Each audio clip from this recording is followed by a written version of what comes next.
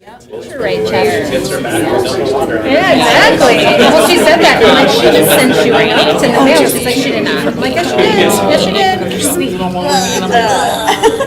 Especially after she's been birthed right there. I'm like, oh, that's Here we go. not cool. Right, like you can't undo that. Good evening and welcome to this working session of the Lakeville Area Schools Board of Education. This meeting is audio recorded, so all in attendance, please make sure that you speak loudly and clearly so that the speakers may pick you up. Tonight we have two board members that are not in attendance. That would be David Anderson and Brian Thompson. David Anderson did try to do a call-in, but we were having some issues with technology, so that was just not possible tonight, but it's something that we continue to work on. We'll go around and do attendance, so make sure you say your name loudly and clearly in your role. Kim Baker, Board Chair.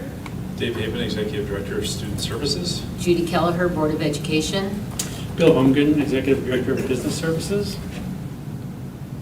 Go ahead. Nancy Schultzenberg, Auditor. Jason Bakke, Principal, Century Middle School. Kim Booty, Principal, Lakeville North High School. Carly Anderson, Board of Education. Bree Shinley, Board of Education. Brenda Albrecht, Executive Director of Administrative Services. Terry Lynn, Board of Education. Doug Van Zyl, Superintendent of Schools. Thank you very much. We have a packed agenda tonight, so we'll go ahead and just jump right into it.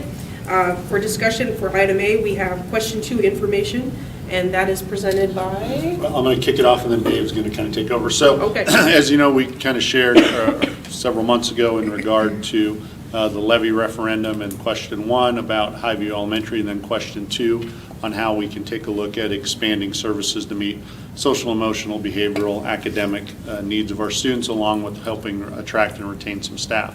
So, trying to make something fit within the budget. It took us a little bit of time, but we've been able to put together some information that's been shared with you, shared at State of the Schools, and then we also have some visuals that'll be going up on the website. And so with that, I'm going to kind of turn it over to Dave, let him kind of share, because a lot of the positions are involved in his particular area and realm, but he had quite a bit of administrative input. We also have Jason and Kim, and Paul, I think, is going to try to join us. He's at conferences, but he may try to represent the elementary level. So if there's things that they want to have feedback on or share, that they were involved in the process as well, as along with another group of people. So with that, I'll turn it over to Dave. Yeah, Paul just texted and said he's on his way. Are we able to have the visual up on the screen at all, or no?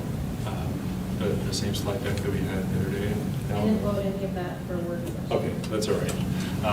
So I will just use my words, I guess, as we work our way through this. So I'm going to start with the high school because I know that Kim has to go maybe the soonest, and so I want to accommodate here, and we'll work our way backwards. One of our goals, of course, as we were working our way through this whole question 2 piece, is to take the feedback that we had from this room. We had a couple different focus groups in this room with stakeholders from a variety of different roles give us feedback in terms of what we need to support kids on a mental health, social emotional level, and behavioral level. And we tried to match some of the positions that would better fit those needs as we're moving forward with a model that better fits those needs. I would say the problem we have is we try to match all those things together, as Doug has said a couple of times, is that we total all that up and we're going to have somewhere between $5 and $8 million worth of expenditures when we really have $3.3 million to work with. So we were challenged to kind of have some trade-off conversations, and so as we boiled down those conversations from the focus groups into meetings with the principals as well as executive cabinet, we tried to figure out what is the model that's going to work best for our schools and to support the students. Hi, Paul. And so what we landed on, and then the visual was passed out to you guys, I think, over the last 5 days, is a model where we are going to be, making some new roles where roles didn't exist before. I think what was unique about our dean model in particular, if we look at the secondary level, is that the good part of the dean model is that we've got a one-stop shop for being able to address, in theory, all of the things that we would want to with a student, from the social emotional needs, the guidance counseling needs, the credits, the credit checking, as well as kind of the disciplinary pieces that a traditional assistant principal would do, and some of the leadership for the classroom instructional pieces as well. The downside to that is you're packing an awful lot into one role there for each of those individual deans, and that leads to maybe all of those things being done in a way that people are just reacting and doing a kind of a game of whack-a-mole and feeling pretty stressed out while doing that. The back door to that same model is we have these unique positions called student support specialists. And they, at the secondary level, kind of functioned like a social worker, but kind of functioned like a school counselor and kind of functioned like a school psychologist. And the reason I said kinda is that we literally allowed for all three of those licensure areas to be the basis for which we hired those positions. And we had those folks, and there was just one, up until this year, there was just one at every building. This year, there's two at Lakeville North. Again, it's a lot to put on one person at that level to do all of those roles in a way that's really meaningful. And so we wanted to kind of unpack this model to be one where, at the end of the day, we had more of a traditional model for addressing, the I would say not just mental health, but mental well-being of students, the social emotional supports of students. As well as just, I think when I look at the administrators that are affected by this, by having the administrators be kind of retained where they are right now, there are indirect supports to student well-being that I think come to fruition through this model. And what I mean by that is when you take some of the things off the plates of the deans, soon to be the assistant principals, this should allow them to be more hands-on with the leadership of instructional practices and academic supports at a tier 1 level, as we're looking at having more success in that area, as well as giving them more time to really do, and I mean this quite seriously, there are a lot of pieces to disciplinary investigations and disciplinary paperwork, meetings with families, meeting with kids, and all the rest that goes into that, and we don't want that to be short-circuited or short-changed either. And so this allows for them to do that job and I think with more time in order to do that. And now we're going to have three, provided that this passes, we will have 3 counselors at the high school level to start with, and we'll have a half-time social worker as well. So what the biggest piece with this role is to be able to make sure that the next steps would be having clear definitions of the roles as after this passes, we develop that, and then we start working toward how is this going to be successful as we roll it out and hire for those spots. But I think right now, if you asked most of the deans, and this is why I asked both Kim and Jason to comment at the secondary level for what they're experiencing, there's a lot of people that are pretty stressed out with being able to do their jobs and do them well and feel like they're being effective with students to meet all those needs. This allows for those roles to be much more defined and to have certain people doing the roles that they should be doing within that model. So what did I miss here, Kim and Jason? Very thorough. No, that was well very done. Yeah.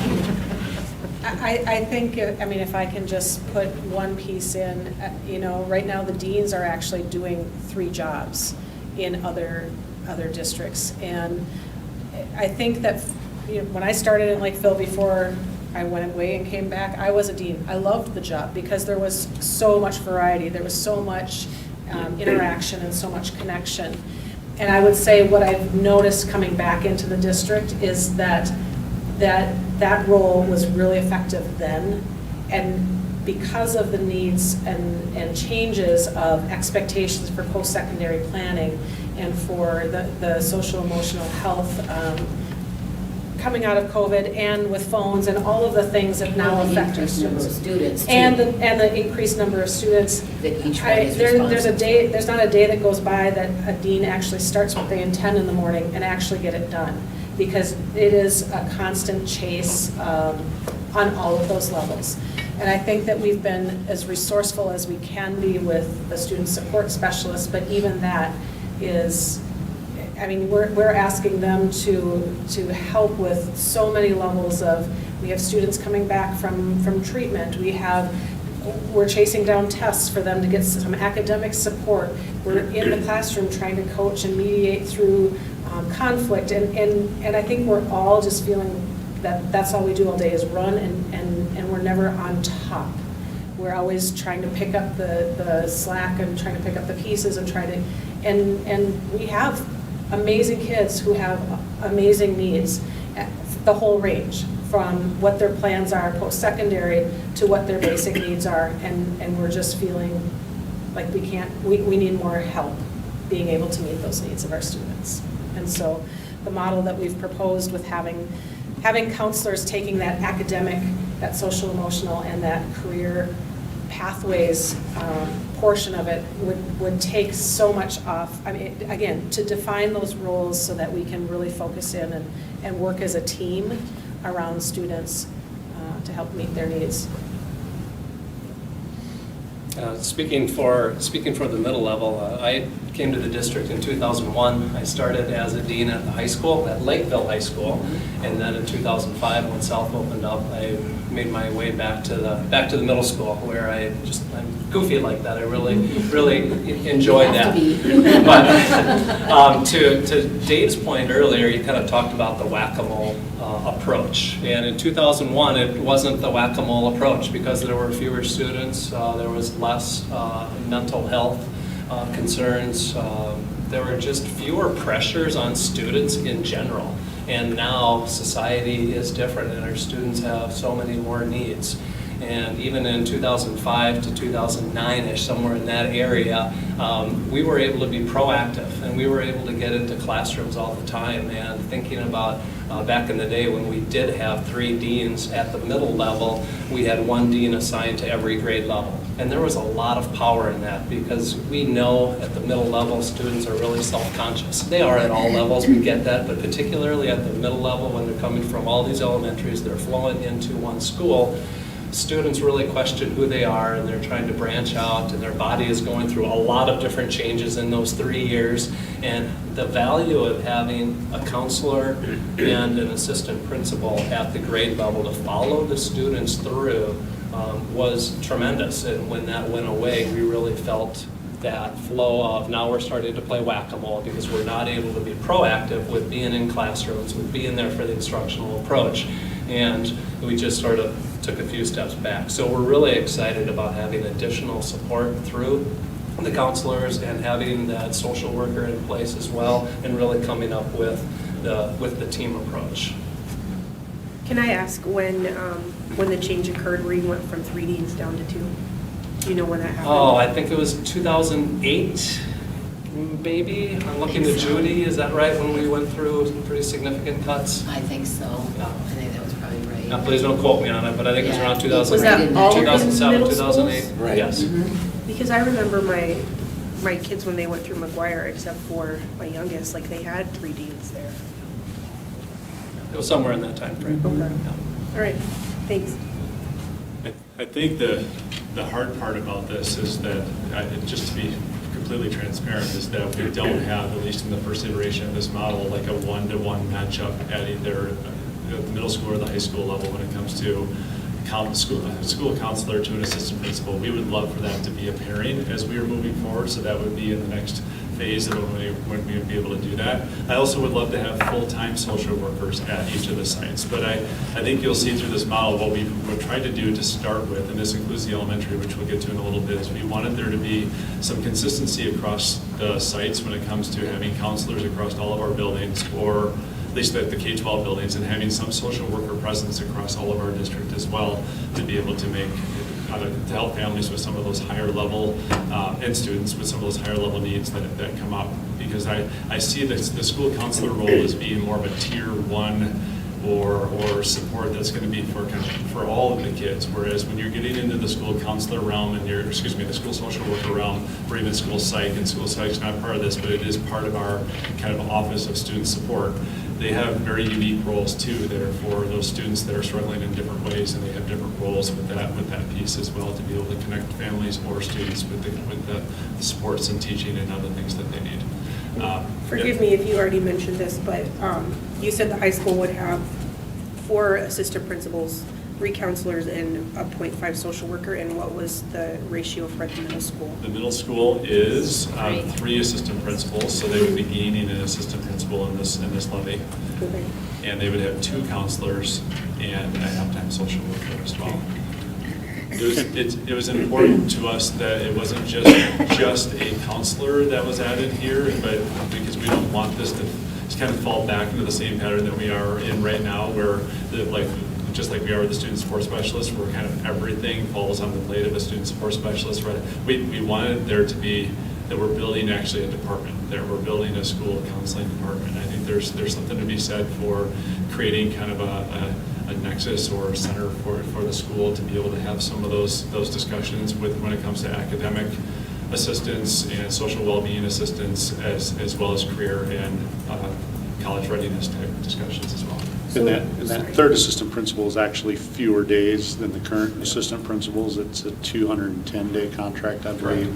So that's in order to get it to fit within the budget, we had to be able to take a look at what options were there, and that was one of the things we were able to do, is have that third assistant principal have some fewer contractual days, so it saves some money so we could bring in some of those other positions. And one of the things that we are really hoping to gain from this, as Dave mentioned earlier, is that academic support. I think we've seen that decline, that trend down in our state assessment scores. It's going the wrong way. We have to beef that up a little bit, and by bringing the extra supports in place, we feel that we can connect with teachers on a greater level and help them and alleviate some of the whack-a-mole that they're playing in their own classes, because they feel like, oh, we just can't pawn this off to somebody right now. We have to deal with it. So now there's going to be that opportunity to have people right there, sort of the guide by the side, supporting the teachers. I have a question. It seems like a strange question, but changing a title from dean to assistant principal, does that have any impact on the budget? No. In our contract with our administrators, it's listed assistant principal dean, so Okay. it has no impact. There's no cost increase. Salaries stay the same. Okay. What Thank you. happens to the student support specialist at the middle school level? The student support specialist at the whole secondary level is a position that's no longer going to be in existence. And so we would be, most of the people that are in those roles right now have a school social worker license. I think not everybody, but I think most do. And so unfortunately, these are the folks that are going to be displaced through this as we work our way through that process. And again, this is no reflection on the work that they've done, because they're actually incredible workers who are doing great work with kids in the buildings. It just needed, this is just the hard change that we have to make to be able to move this model forward in the first phase. Is that happening at the elementary level too then? The elementary does not have student support specialists. Okay. No. So I spent a good amount of time talking with Dave about this before our meeting, so really appreciate that time.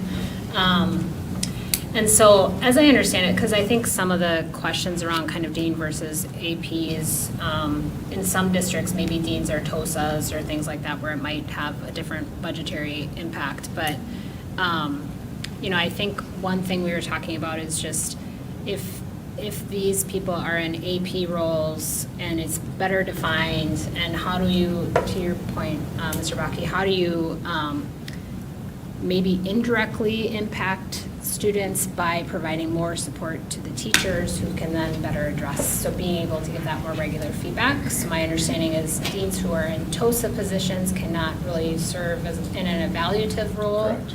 Whereas deans who have that licensure or APs, that's the synonymous piece, right? Yes. And so I think as a board member, and I spoke with Dave about this, what I would want to understand with this plan is kind of the outcome of it. So be able to understand, over a period of time, how is this impacting student outcome?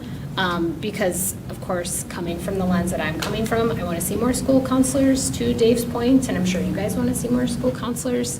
And how do we match that up better so that the student ratios for counseling are better? Because when we talk about mental health, I think there's the academic piece, but there's also the mental health outcome Right. that I think we all care about. So I would just want to understand if this approach kind of is getting the data, like how would we look at this from a data lens to know that it's improving, other than test scores? And improving I would outcomes? hope that what we see over time is some of our behavioral data will probably go in the direction that we want it to, because school counselors oftentimes, and if you have a school social worker there, are often helping diffuse more minor things and then being able to return students to class in ways that maybe isn't happening because we've got too few people and they're working a lot of different roles at more of an administrative level able to do right now. That's the hope, is that we would see behavioral data go the other direction, in the direction we're in. So it might be helpful to define that for us. Like, Yeah. what are the indicators that we're going to look at to know that we're moving in that right direction? What specific behavior? Yeah, if you- What Is trends that are we what's on the dashboard that we Well, have? and that's what I was going to say. I think we could utilize some of the Yeah. things on the dashboard that are there, from major incidents to minor incidents to academic testing and improvements that are. So I think with the dashboard that we kind of showed and laid out, I think we can couple some of those things together to be able to make that a more measurable outcome. And then I think it also boils down to how do our staff and our kids and our parents feel. So that's not always measurable. That's more of a, is it intangible? Is that the word I'm looking for? You know, that's the type of data that sometimes you're going to get, because a kid can come to school now, as you've heard me say before, and if Jason's my assistant principal or dean and I get in trouble today, but now all of a sudden something happens at home and I've got a social emotional issue and he just gave me a consequence the day before, am I going to feel comfortable going there? Or, you know, how does that offset? So I think there's going to be multiple layers to this. And I think to Dave's point as well, ultimately we'd love to be able to build it out over time so it is more streamlined and matched up where you have a team that you know who you're going to, assistant principal, dean, so on. And we haven't touched on the elementary component yet, but at the secondary level, I think that's one of the gaps that we seem to have, is just too many hats on one person. And the kids, even as we've gone around, and if Dr. McDonald was here, she'd tell you the same thing. They would say their deans are doing everything they can, but how do I get in to see them? They've got so many other things going on, or they don't have the opportunity to build some of those relationships with kids either, because they're so busy doing so many things. So I think bringing in 25 additional people helps with some of that. It's not going to be the be-all, end-all. If we were building it from the ground up and we had $8 or $9 million, we'd have it all in place, but we don't have that ability. And we also have to build from what we currently have and restructure a little. Yeah, I think there's like a multifaceted outcome Yep. that would be helpful to define and operationalize so that we know kind of we're moving in the. And I think as we clarify those positions, it becomes easier to be able to say, what will that role exactly look like and how can we measure the success of that? Because right now it's just all lumped together into the positions that we have, and to say that they're going to be able to be as successful as they want to be is a challenge right now. So, and again, I think we'll be able to measure it, but I think it also gets measured in being able to show the community that see the process we're making or the progress we've made. Now can you support expanding the program? Dave, could you just reiterate one more time the differences between what the school counselors are going to be doing compared to the assistant principal? I mean, I know you mentioned academic with the school counselor. What does that like entail when you mean that? Yeah, I was actually looking at some other websites today when it came to how their districts were defining a school counseling office, and I love what South Wash had. They said school counselors work with students in three main domains: academic development and concerns, career and college readiness, social emotional development. So really what that school counseling office offers for those students is an ability to have a place to go when they're either struggling or looking for guidance in a way that they might have right now. But I would think with their deans being as busy as they are, I just don't know how able your average student is to be able to access a dean right now at the secondary level when they're just having some minor issues. Maybe they're having some anxiety. Maybe they're just confused about something with one of their courses and they just need to ask a quick question. I don't know. There's a host of small things and those small things can turn into big things if they're not addressed. And I think that's the biggest thing, is that those school counselors partner in a way that provides some of those more tier one social emotional supports and guidance supports in a way that really your administrator shouldn't be in a position to do. Your administrator should be looking more at the larger picture items, like looking at the tier one instruction across the building and maybe challenging certain departments to change some practices in some ways, or look at their data to change those practices. Really unpacking some of the major behavioral data that they're doing, either with an individual student or over the course of some of the trends that we're seeing, and trying to get on top of that. So it's more of a small picture, big picture thing when it comes to some of those pieces. I don't know if there's anything else that you would add to that. That's exactly. And then just to round out the secondaries, because Lakeville Pathway Academy and Online Academy were not left out of this as well. They're going from having one and a partial student support specialist right now to having a school counselor, a half-time social worker, and a coordinator with their program with this levy. And Crystal Lake, if I go to the very bottom, and then we'll get to Paul in the elementaries in just a second too, they're going to be gaining a part-time social worker or a half-time social worker. I will say too that the peripheral benefits of this plan too are some of the areas that will be affected that we already have in place that we're not mentioning with the levy. So we have instructional behavioral coaches, we have a behavioral threat assessment person, we have a chemical health counselor, we have targeted services, we have school psychologists. Again, I mention that because we have co-located mental health services and social emotional curriculum. So I mention those things because they're not what we're voting on at this levy, but they're all affected in good ways by what we are doing by actually having some anchored supports redefined at this level. So I think and I want the public to know too, and for you guys to know, like we have more in place than what's being named just in this levy to be able to meet some of the social emotional needs of a comprehensive way. All right, elementary, and I'll try and go fast because I know we're already over time. So one of the struggles at elementary right now is we looked at things, I had a fresh set of eyes last year too, is that we had, just like we had in other places, we had some supports that were in place for some buildings but not in others. And then at the same time, we also had some things that were consistent among the elementaries, and those are staying the same. Every elementary school right now has a learning specialist and a school counselor. That's not changing. But Huddleston and Oak Hills were part of what's called the ADSIS program, and it's basically the alternative delivery of specialized, I forgot what the whole acronym stands for, but basically where we convert special ed dollars into regular ed dollars for the purpose of interventions with the hopes that we aren't going to have unnecessary referrals to special education. So they have one person at each of those buildings in charge of being a behavioral interventionist and one person that's an academic interventionist.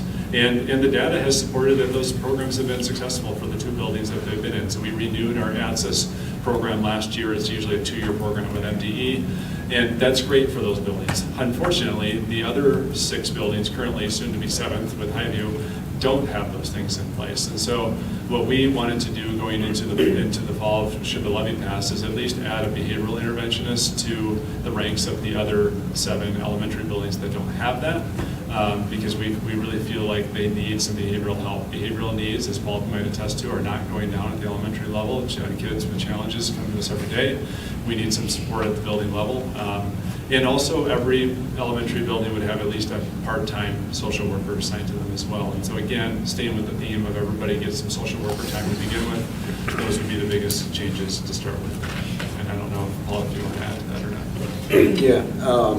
I mean, I'm thinking about how long I've been doing this, and the kids walking in the door today in kindergarten are significantly different than they were even 5 years ago. And accommodating, I asked this question a lot, is it, COVID, pandemic, screens, what's changed that kids seem more dysregulated than they ever have? And the hard part, particularly with some of our youngest learners, is we don't have a lot of information when they walk in the door. And so I'm just thinking about some of our kindergarten rooms right now. And we're struggling with some of those regulation, school readiness kinds of things. And all of us are all hands on deck between our school counselor and myself. I'm fortunate, just the size of my building, I have an assistant principal, thank goodness. But yeah, it's all hands on deck every day. So. Yeah, go ahead. For the behavior interventionist, that's something that I've looked into in multiple districts and how they handle that. Some districts, that's more of an admin type role. Some districts have it on a teacher pay salary. What are your plans for that role, and what would be the dollars associated with that? I think we based this off of teacher pay salary. Yes, we did. Yeah. Okay. And I will say that the side benefit that's a possibility in this is that we will be midway through our 2-year cycle with the ADSIS program this year. It is possible in the future that we might be able to add these positions to our ADSIS program. And again, we won't know until next year. Sometime MDE lets us know when this is open again for us to apply. We could add these positions there if that's open, and if we are accepted, we could end up with some money flushed back to us if we're accepted and we get that to come in. So that the reason I mention that is that this is an opportunity where we can maybe use some of that money that comes back to us to reinvest in some of the positions we're not able to do in this first iteration of the levy. So we're not going back to the public again for things that we don't need to, because we're able to use those dollars again. Can I ask a follow-up question? Sure. Sorry. So with the role of the behavior interventionist, how successful that role is really depends on the training that that person has Yeah. and what the interventions that they are using with those students to help them learn how to self-regulate. So do we already have trainings in place for that person, or are we thinking that that's also part of the dollars associated with that role, that we would have to seek out training for that individual? We have some people that are in the role of instructional behavioral coaches this year that are a couple of them have been in that role, maybe with a different title, and in previous years as well. And we'd be looking at maybe anchoring the new folks' work with our instructional behavioral coaches. So we are providing some consistency in how we do this. Now, it could be that we could look into contracting with like the BCBA for some support in that area too. That's a board certified behavioral analyst. So we have someone that has that sort of certification to guide some of that work as well. Okay. But I feel pretty confident that if we anchored the work of the elementary folks to our instructional behavioral coaches, we would have some consistency in our approach. And just to clarify, the behavior interventionists would then be available for gen ed and special ed, right? This would be like a district-wide approach on how that is. It is. We were looking at that being kind of a dual role right Cool. now. Yeah. Thank you. And correct me, Dave, if I'm wrong, but the current behavior interventionist under ADSIS, the training that they go through is pretty intensive, and it's well done. I mean, I've heard very positive things about it, so if we could model it similar to that, I think we'd be in a good place following that model. Yep. Terry, did you have a question? Yes, with the addition of a behavioral interventionist and a social worker, do you see the role of the school counselor changing? And then I have a comment regarding that. I don't see the role of the school counselor changing at the elementary level. You're being Terry, Yes, right? elementary. Yeah, I don't see that changing. Paul, do you? Yeah. I don't.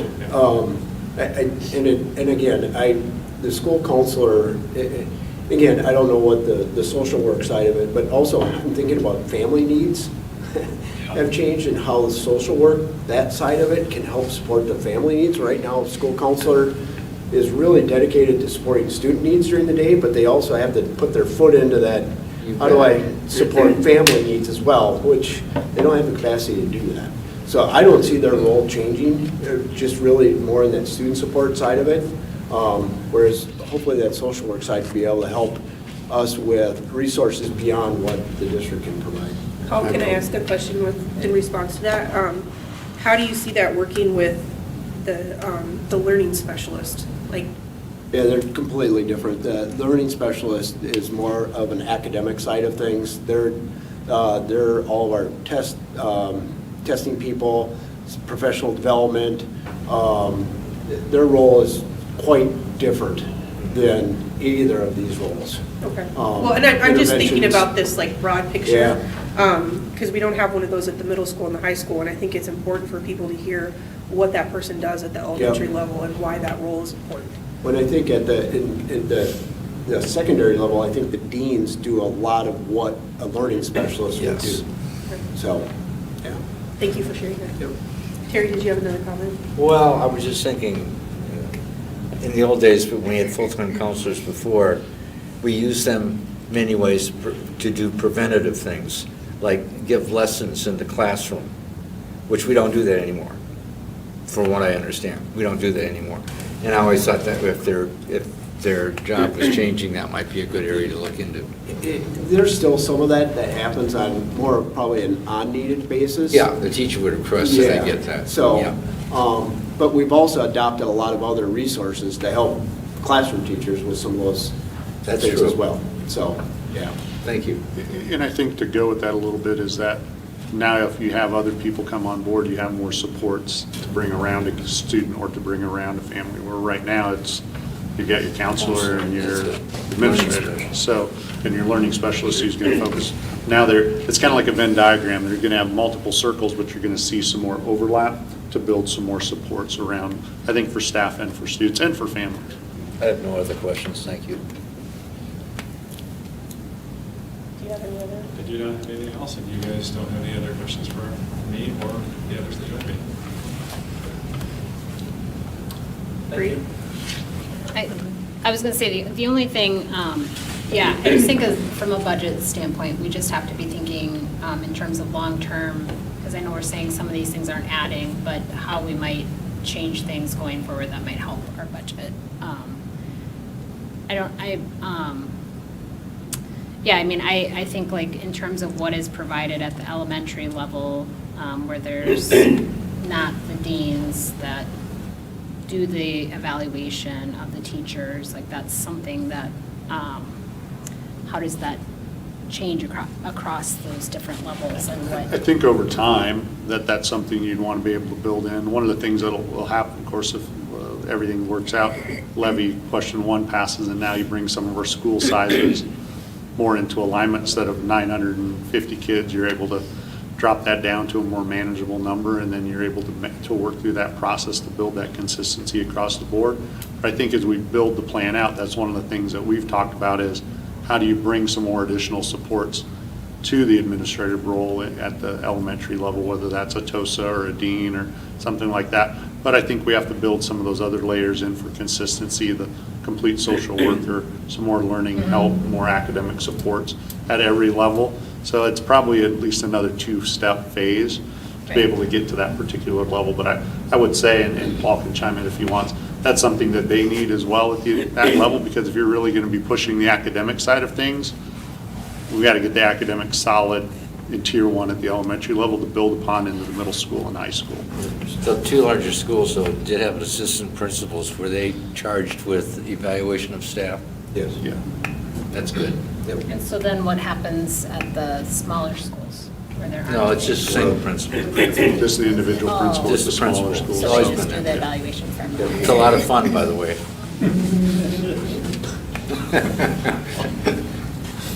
Well, I want to say thank you for putting all this together and for breaking it down and explaining each step. I just comments that I have or concerns and questions off the top of my head. I look at this and I see the need, and I live the needs because I work in schools as well. And it must be so difficult to sit here and try to figure out what we have to prioritize. And I think that's where it really comes down to, where are our highest priorities, where are our highest needs, and how do we prioritize those needs over all the other things. And then we come back to, what positions were cut and how are our students affected by that, and what positions were directly impacting students. And, I worry about our LEAF positions that were cut, because that was direct student contact daily. That did provide interventions, that did provide supports for teachers in different ways too, and how all of that shakes out in some of this. Because I know in your building alone, just to try to get through lunch is a big deal. And LEAF are the people that support lunch and recess and the math and reading interventions. So it's just, I guess in my mind I'm looking for, I get this is great, but then those are also my concerns, and I think those are valid too. We've already talked about those, and there's scenarios that can play out. Again, Lunch. depending Lunch is on hard. how this moves forward. And again, you have to remember, we're going to be right-sizing some of those buildings, so some of those larger, not that our smaller buildings don't have issues with the same type of thing, but a building of 900 is a little bit different than a building of 400 as far as how you're able to balance it out. But what we've already talked about, is there a way to be able to make sure that we're consistent? And Bill and I have already talked about how we can take a look at some of the funding of that. But really, it's going to be contingent on what happens with this, as far as if we have some dollars that we're able to free up in that realm. Okay. Yeah, it's especially hard with the cut and leave positions, because the elementary principals, an hour and a half job doing recess and lunch, who's going to want that?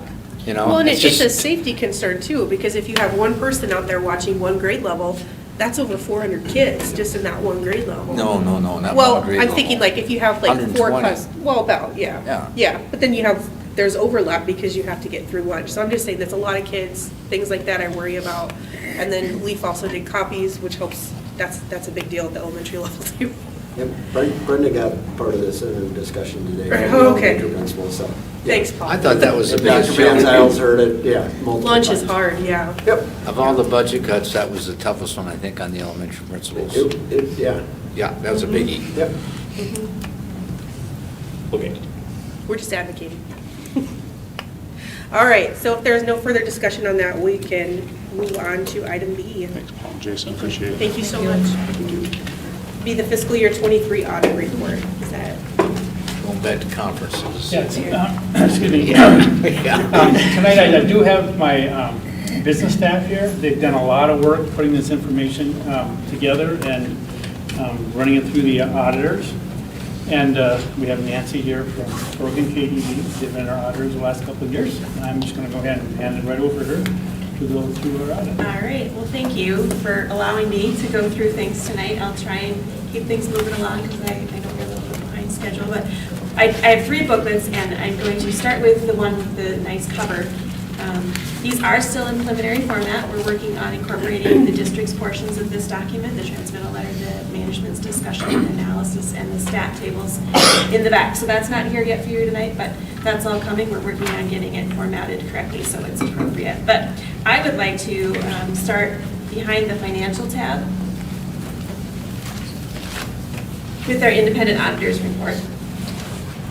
This is the most important letter that we issue as part of the audit, and it houses that all-important opinion, which is the second paragraph of the letter. And what we're issuing, again, this year is an unmodified opinion, which is a clean opinion, if you will, the best that these your auditors can offer. Basically indicates that all things are clearly stated based on the results of our work. And then the rest of this letter goes over some responsibilities. We did implement another new GASB standard this year, so all of that is housed there. The very last paragraph on page 13 is going to refer to government auditing standards, and those are the standards that we follow as your auditors. They're a little bit more stringent, if you will, than the generally accepted auditing standards, so we take a look at internal control and compliance, and we'll look at the report related to that in another document. And then if we flip to pages 30 and 31, this is the only financial information I'm going to go over in here because we have charts and graphs for the fund information in the communication letter. But these are your government-wide statements. So they include all of your funds, and they've been adjusted to a full accrual perspective. So all of your capital assets, all of your long-term debt, including pension and OPEB and some of those not common liabilities. And when we look to the very bottom line, you can see that your net position is in a deficit of $82.2 million. It's not alarming when you look a few, like maybe a quarter of the way up the page, and you see that net pension liability at $122 million. So that's driving the entire deficit, and that net pension liability is the district's proportionate share of the overall statewide TRA and PERA pension. So it's not something that the district is going to have to write a check for. It is going to be taken care of through withholdings from employees and then contributions from employers. So a portion of it is going to be yours. Yes? Just to clarify for the folks who are listening, we're not $82 million in the hole. That's Absolutely it. That's not. if every liability Yep. had to be paid out today with retirement, everything else, that's Right. what it And would that- be, just so Yep, you that guys is- understand. That is not Other going folks to who are happen. listening. Yep, that is not going to happen because you have $122 million of the liability being that pension. Yeah. Right. I think if we have some good news to look at, if you look at page 31, and you go 3 numbers up from the bottom right-hand side, that's the change for this year on this long-term perspective. So debt position did increase by $22.3 million for the year. So the deficit did decrease by that amount. So that's a positive overall. So when you look at the financial health of the district, all encompassing, there was improvement in 2023. What was mainly driving that? Part of it is the pension, because you amortize some of the assumption changes over a number of years. So part of it was a positive, a negative expense, if you will, or a positive impact on the statements. So that's part of it. Part of it is just overall the way that your debt is being paid and your capital assets are being added and depreciated. If you do want more detail, if you look at page 38, this is going to take you to the fund change, which was a deficit of $42.3 million, to the net position change, which is a positive $22 million. So like I said, pension is part of it. Your principal payments being $18.9 million, and your depreciation being only $11.5. So if you look at that and you compare that to your home mortgage, you're paying off your debt faster than that home is depreciating. So you have a net value at the end of the life of the debt. So that's the positive that we want to see when you're looking at your capital assets. So that's a driver in it too. So just overall, like I said, long-term perspective, things are improving. Other questions on those statements? All right. Then I think, just to keep moving along, we'll go to the reports on government auditing standards, which is the thinnest of the 3 documents. Got it. And if we look at page 1, this is the schedule of expenditures and federal awards, or the CFA for the acronym there. These are all of the programs that the district participates in that you receive federal funding for. So you spent just under $8 million in federal funds for fiscal '23. And when anything is over $750,000, which you're well over that, we're required to perform a single audit. So we take a look at some of those programs in a little bit more detail. And if we move to page 8, and the bottom half of this page talks about the results of our work related to the federal funds. So we're issuing an unmodified opinion on compliance, so no significant compliance issues came up with our work. We outlined that we tested the Education Stabilization Fund, the Minnesota COVID testing program, and also your special education cluster. So based on those 3 programs, again, unmodified opinion and no internal control findings as it relates to the compliance of those programs. So completely clean report when it comes to your federal funds.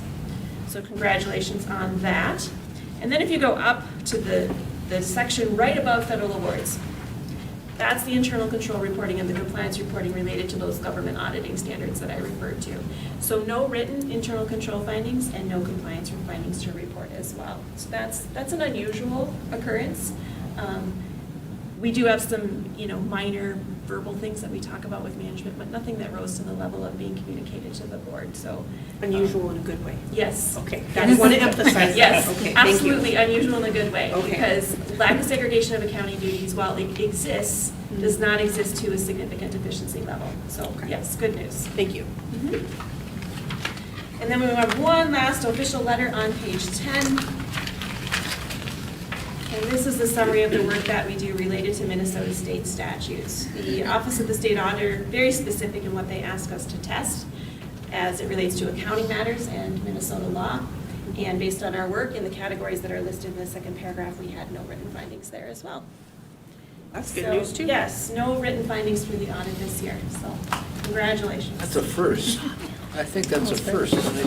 I'm curious, like, what comes up, I've never been through this, so what comes up in these kinds of things? As far as findings? Yeah.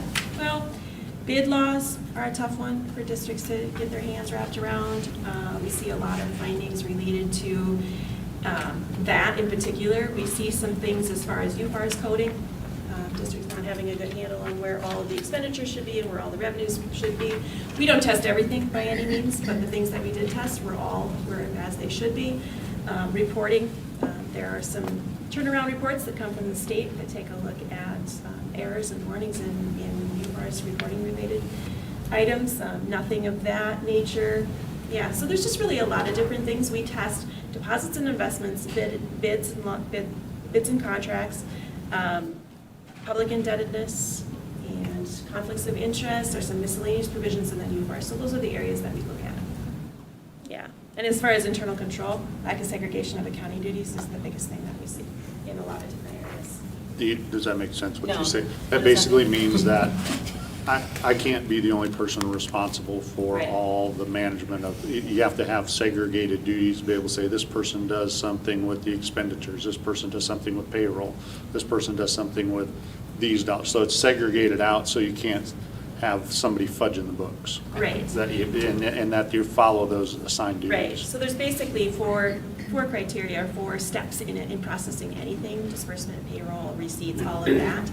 And what we look for when we look at internal controls is, are those all segregated appropriately? And if they're not, are there mitigating controls in place? And that's the thing that you have here. There are some overlaps, but there's some extra reviews going on that take care of those overlaps with oversight. Bill, do you mind introducing the women beside you that make this all happen? They say I have a very hard-working crew, and we get it all done. So we are in love with Michelle. She's our controller. Okay. Tiffany, she does a lot of our contract work and all our projects. She's tracking all of that work. Jill and Jen are both accountants, and they take care of making sure our bank reconciles at the end of the month and so forth. Actually, they do a lot of things to list everything, but incredibly hardworking crew. I'm proud of it. Yeah, thank you. Yep. Judy, I thought you were talking about yourself. I'm like, what? Nope, all of them. Thank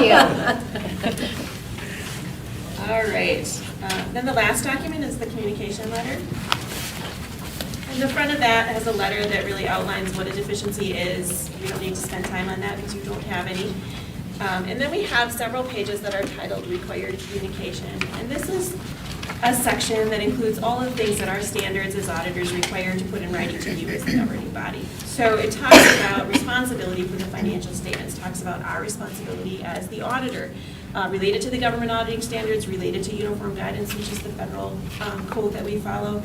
Talks about some significant risks that may have been identified during our planning. So that's outlined here. Those risks are identified, and they're identified. Management override controls and revenue recognition are required to be identified as risks in every single audit for any kind of entity that we work with.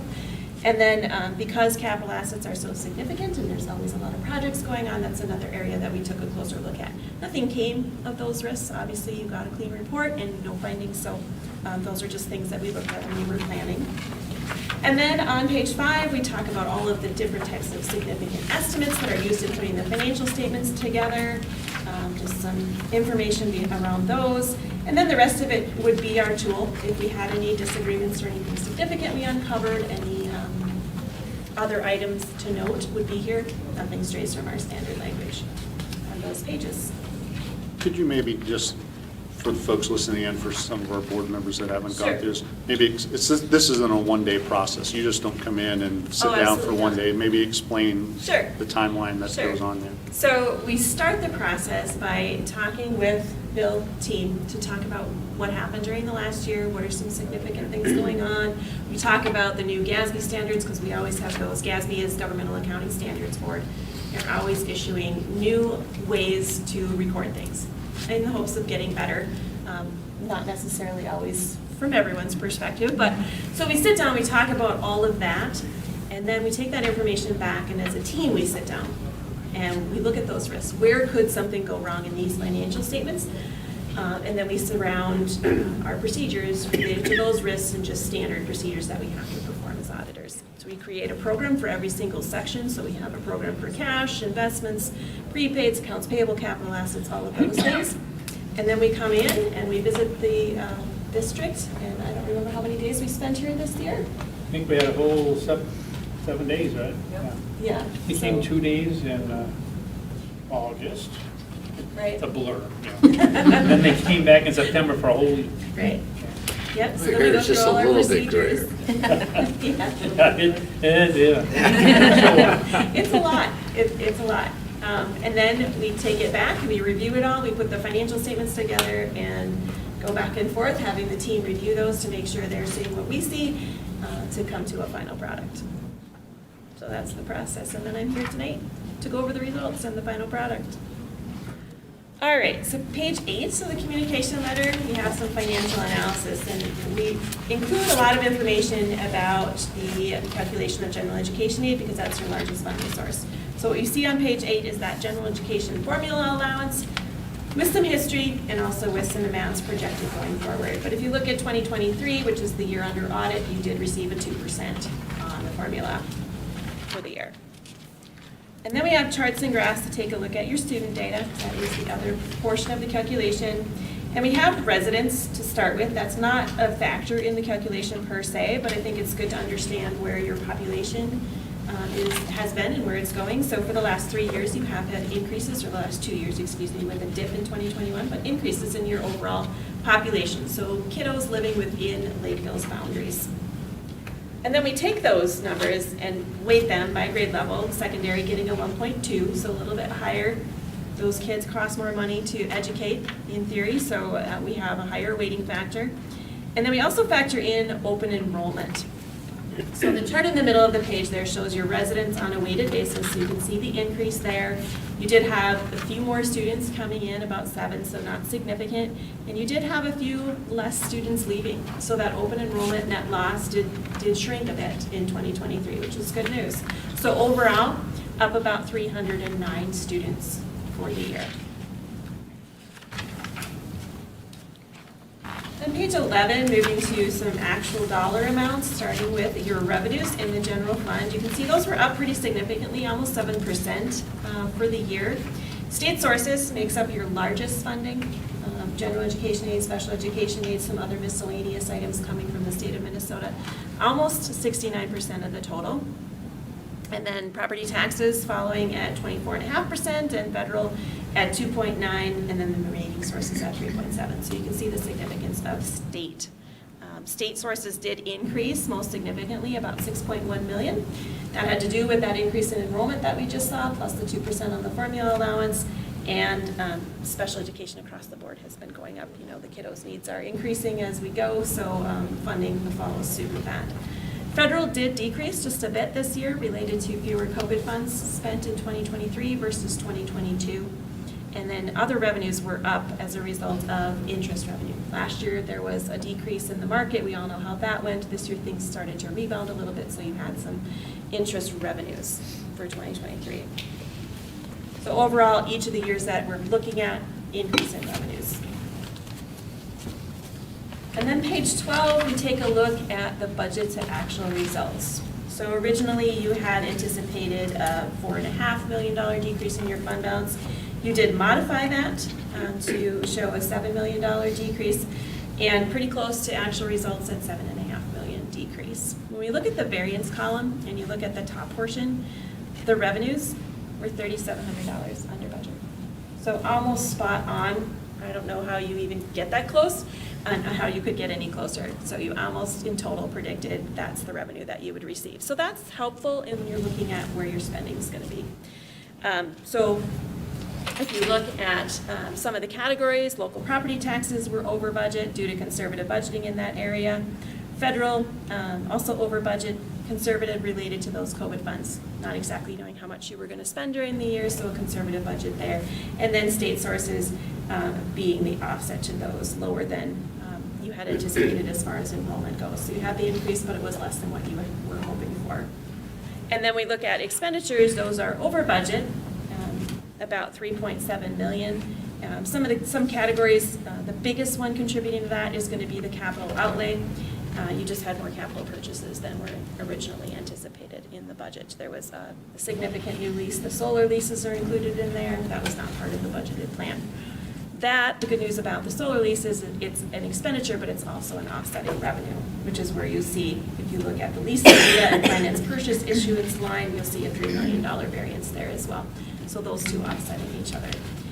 And then the other significant category over budget was special education. And again, higher needs, higher costs, and then offsetting that additional revenues related to it. Page 14 takes a look at a couple of pie charts showing your expenditures by function. And I do apologize, the 2023 number, that $191,347,000 should be $847. So we have that typo we'll fix up for the final drafts. But you can see when you look at the spending categories, those are pretty consistent year to year. Your expenses were up 8.5%, but where you spent the money was pretty close to where you spent the money in the previous year as far as percentage of the whole. The chart on page 15 really tells the story of the last 5 years and the financial position, both from a cash perspective and also a fund balance perspective. Cash is going to be the blue line that is a little bit more neutral in the middle, and then fund balance is going to be the green line that goes from 33.7 million down to just under 1.1 million. And I know you're all aware of that, and it's not new or surprising, but it is there. And what's your plan? I mean, you plan to deficit spend 7 million, so not a surprising result when we look at that. Page 16 rolls all of that information together and gives you a snapshot at a very high level of the general fund. So we had the increase in revenues, the increase in expenditures, so excess expenditures at almost 16 million, and then the offsetting other financing source. So overall, again, that decrease of 7.5 million in your fund balance. The second portion of the chart outlines the categories of fund balance, and you can see that there aren't a lot of restrictions, and a couple of those in a deficit at year end, leaving you with 1.3 million in the unassigned category, and that represents about 0.7 or less than 1% of your expenditures in 2023. So a little bit below that fund balance policy of minimum of 5. Page 17, we have a little bit different look at the fund balance. This is the SOD calculation, or the statutory operating debt calculation. So we use this because the state calculates it for us, gives us the ability to compare Lakeville to other districts across the state of Minnesota. So you see green represents Lakeville, decreasing since 2021, and below that statewide average, which has hovered right around that 20 to 23% for the last probably 10 years. So hopefully the referendum will help with the situation next year. And then 2 more charts. These are on page 18, and take a look at your special revenue funds. Food service, a bit of a change in 2023. You had the federal reimbursement for all meals for students in 2022. That went away for 2023. So you see a significant decrease in your revenues. We all know that costs did not go down with the decrease in those funds, so expenditures up for the year. And you did have a bit of excess expenditures, but your fund balance still healthy at $3.2 million at the end of 2023. And then we have community service on the bottom of the page. You did make some improvements there, increases in revenues and expenditures with increased programming and participation. So positive results for the first time since 2019, increasing your fund balance by $172,000. Almost all of your categories in a positive, with except for that overall community education, which did make just a little bit of an improvement in 2023 as well. The rest of the document, some light reading. Latest and the greatest from the legislature, and also from the GASB standard setting people. So we're not going to go over that unless someone has specific questions. We'll get to it. Can I just ask a question on a side note around the free and reduced lunch? So did we get applicants, and how, I mean, what did that look like after the free lunch? Yeah, actually, we do get applicants for anybody who gets benefit from with the benefit. So if we had anybody that's going out for a sport and they're eligible, they apply. At the same time, the state has a hold harmless clause, so we will not lose any funds this year. Okay. But when we look at the number of kids that actually applied, it's very close, so we were happy. Really? Yeah.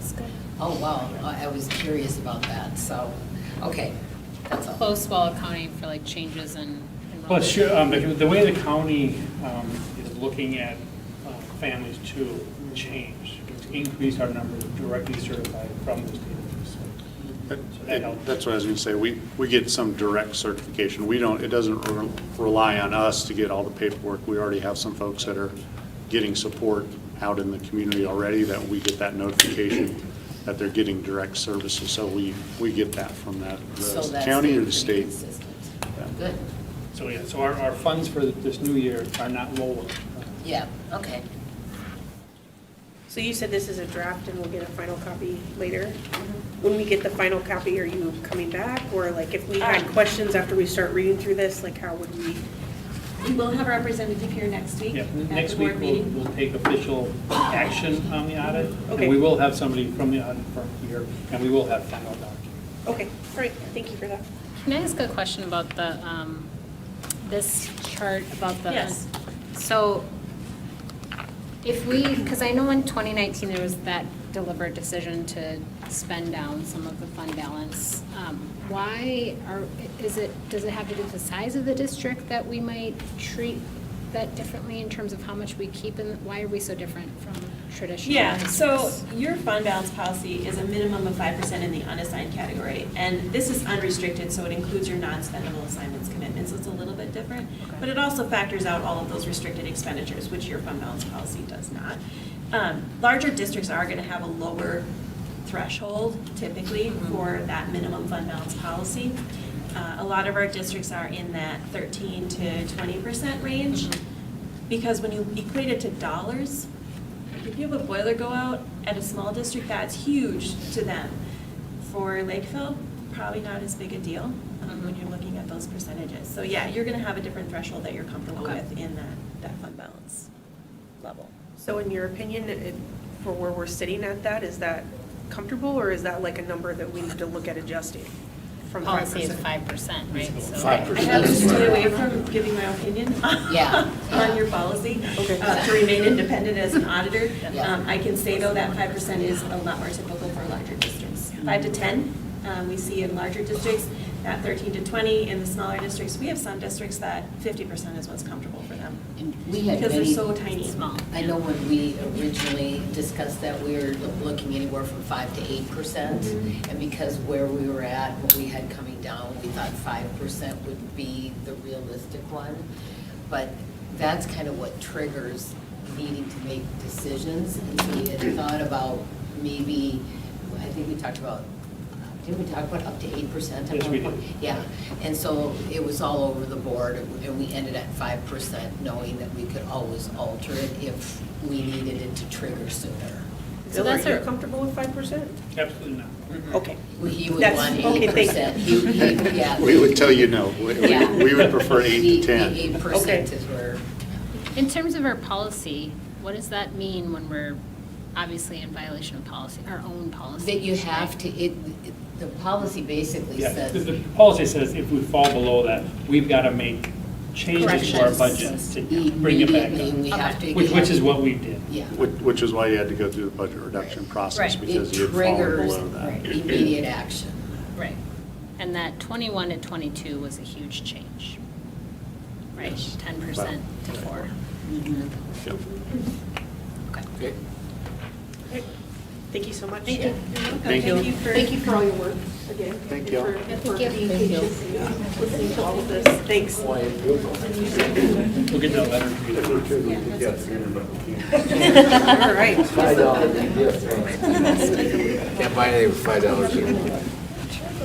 So we'll move on to item C on the agenda, which is the Minnesota High School League grant request. Is that Bill again? Yeah, it is. Thank you very much. Yeah, I just want to make sure everybody knows about this. This will just take a second. But the Minnesota State High School League has a foundation, and they have a process that they go through to grant money to districts across the whole state of Minnesota to help with our free reduced students. In the past, we've got approximately $3,000 from this grant. So, I mean, it's not a huge amount, but everything helps our situation. So I want to bring this resolution forward next week, so because we have a deadline here in the middle of November to send this in. So I just wanted you to be aware of it. I don't know if you want to actually report or if there's something we can put on the consent agenda. I don't know what you're comfortable with, but we want to make sure that we apply for this grant. You said $3,000? About $3,000, Okay. well, per school, so Oh, north okay. and south, so it does help. It doesn't cost us anything, it's just a benefit to our students. I think in the past it's been on the consent agenda. Yeah. Yeah. And I want to double check it, right? Yeah. So- Okay. I'm fine with that. Good. So I knew that would be kind of an easy one. Yeah, it is. All right. We need Now, this that. next one, it's just as easy. So I'm going to just say what this is. Item D, City Joint Powers Technology. And Bill again. Now, as you know, we're building a brand new building. We need to get fiber to that building. Of course, we don't have a fiber line running right by that building. It's on Papa. It's way over on Papa. Yeah.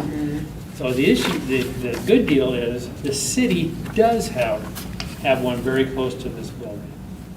So we would like to go together in a joint powers agreement to share that fiber. We do this with the county in a couple of certain areas, like when we needed fiber to this building, we have an agreement with the Dakota County that's running from Ipava over here.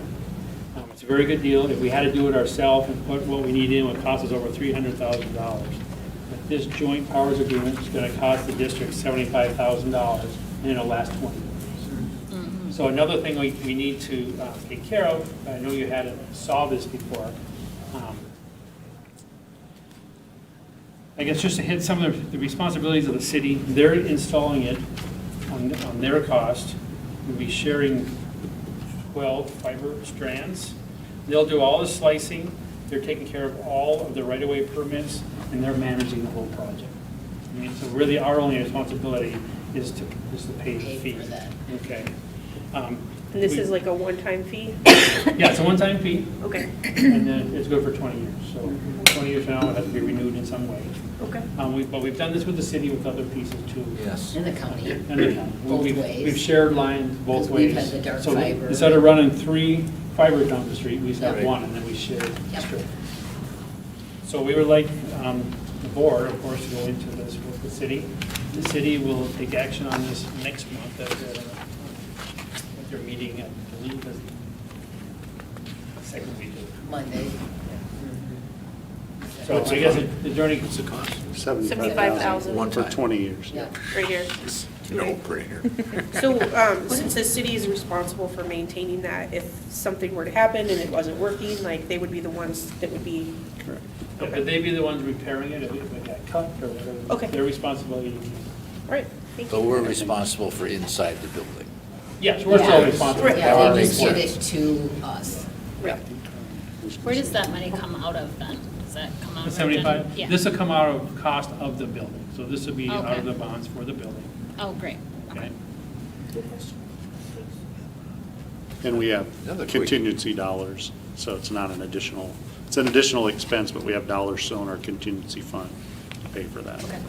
Yeah, That's now why that we they've have- got to find more funds. We have enough to cover.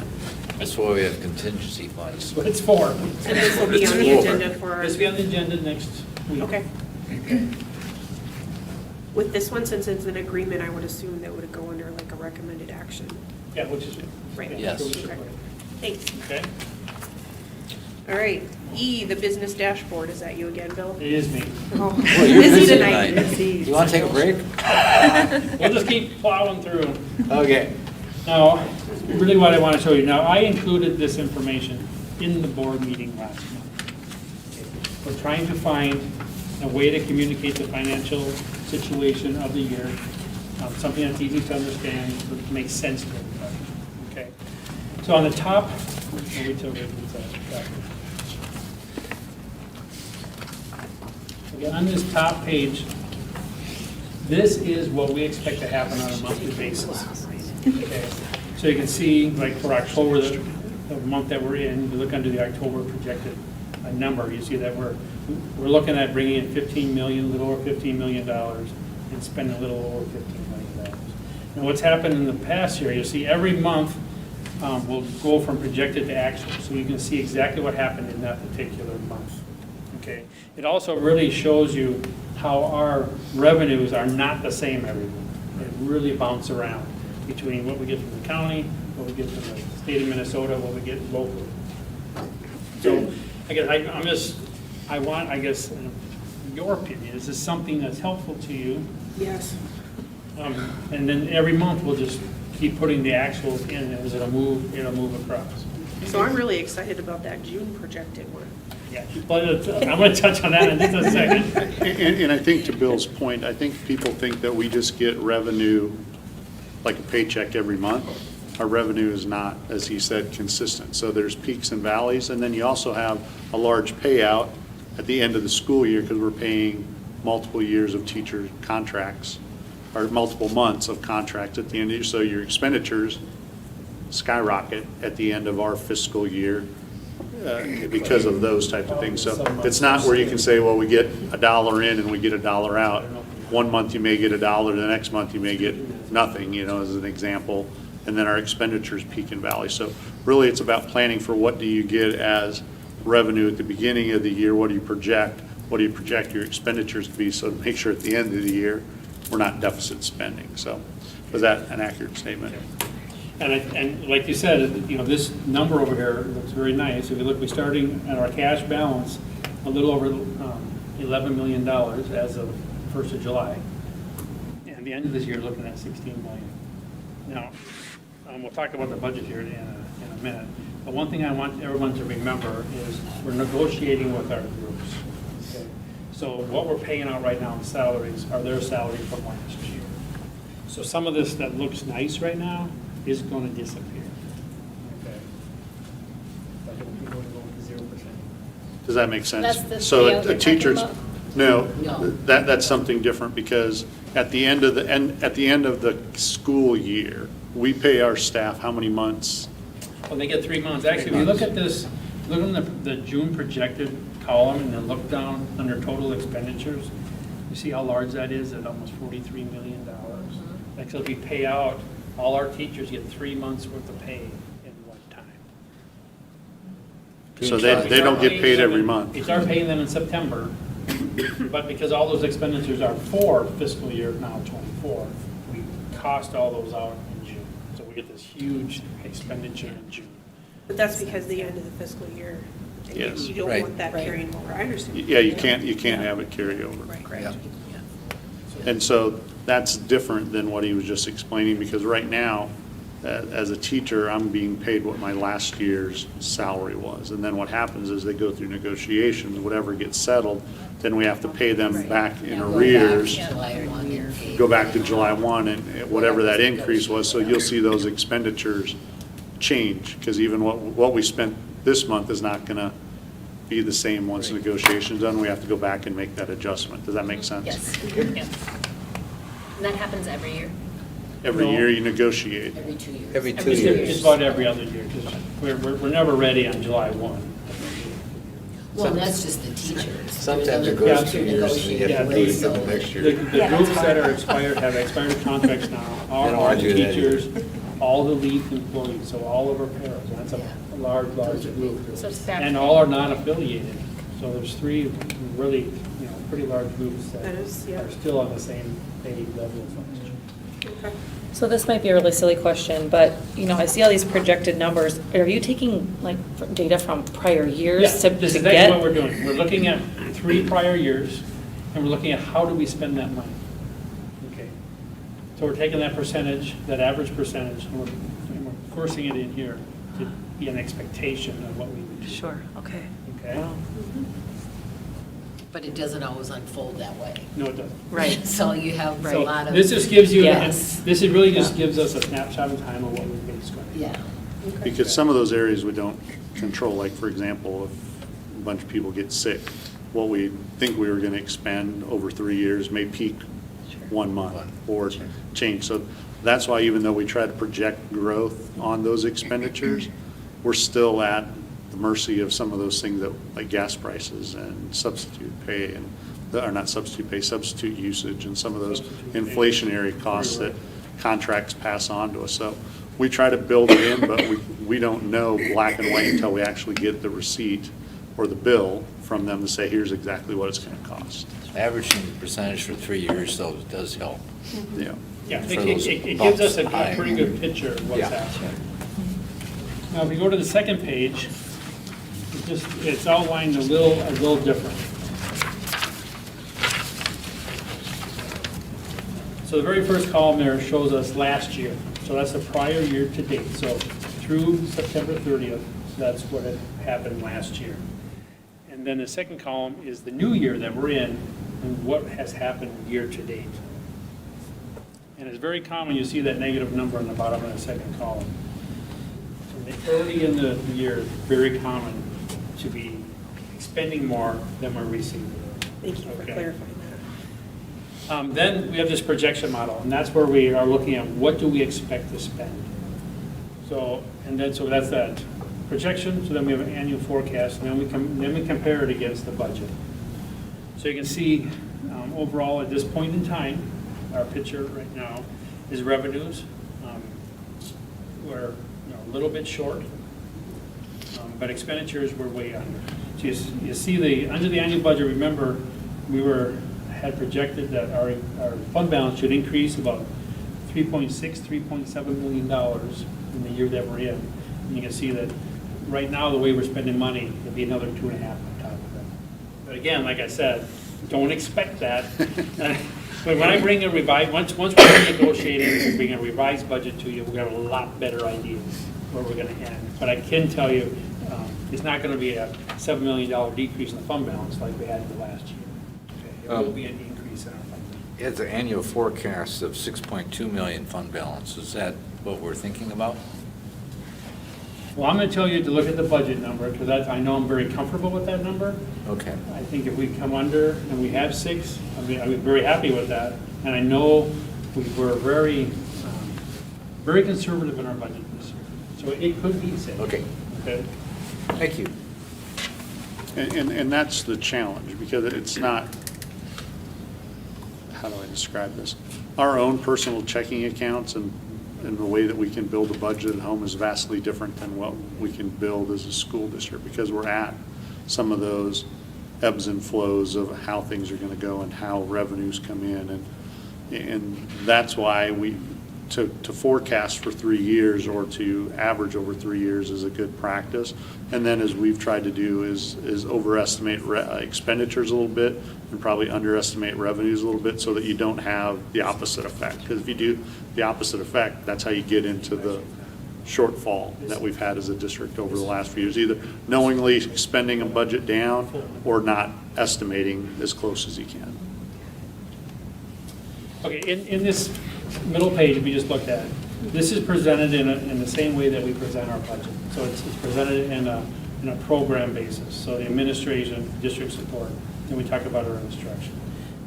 If you go up at the next page, it's this is the same information that we have budget-wise, but it's presented by our object code. So it's broke down by salaries, benefits, purchase services, and so forth. So it just gives you a little different way to look at it. Our total numbers over here on the right are the same as the page before, but it gives you a little different way to look at how we're spending our money.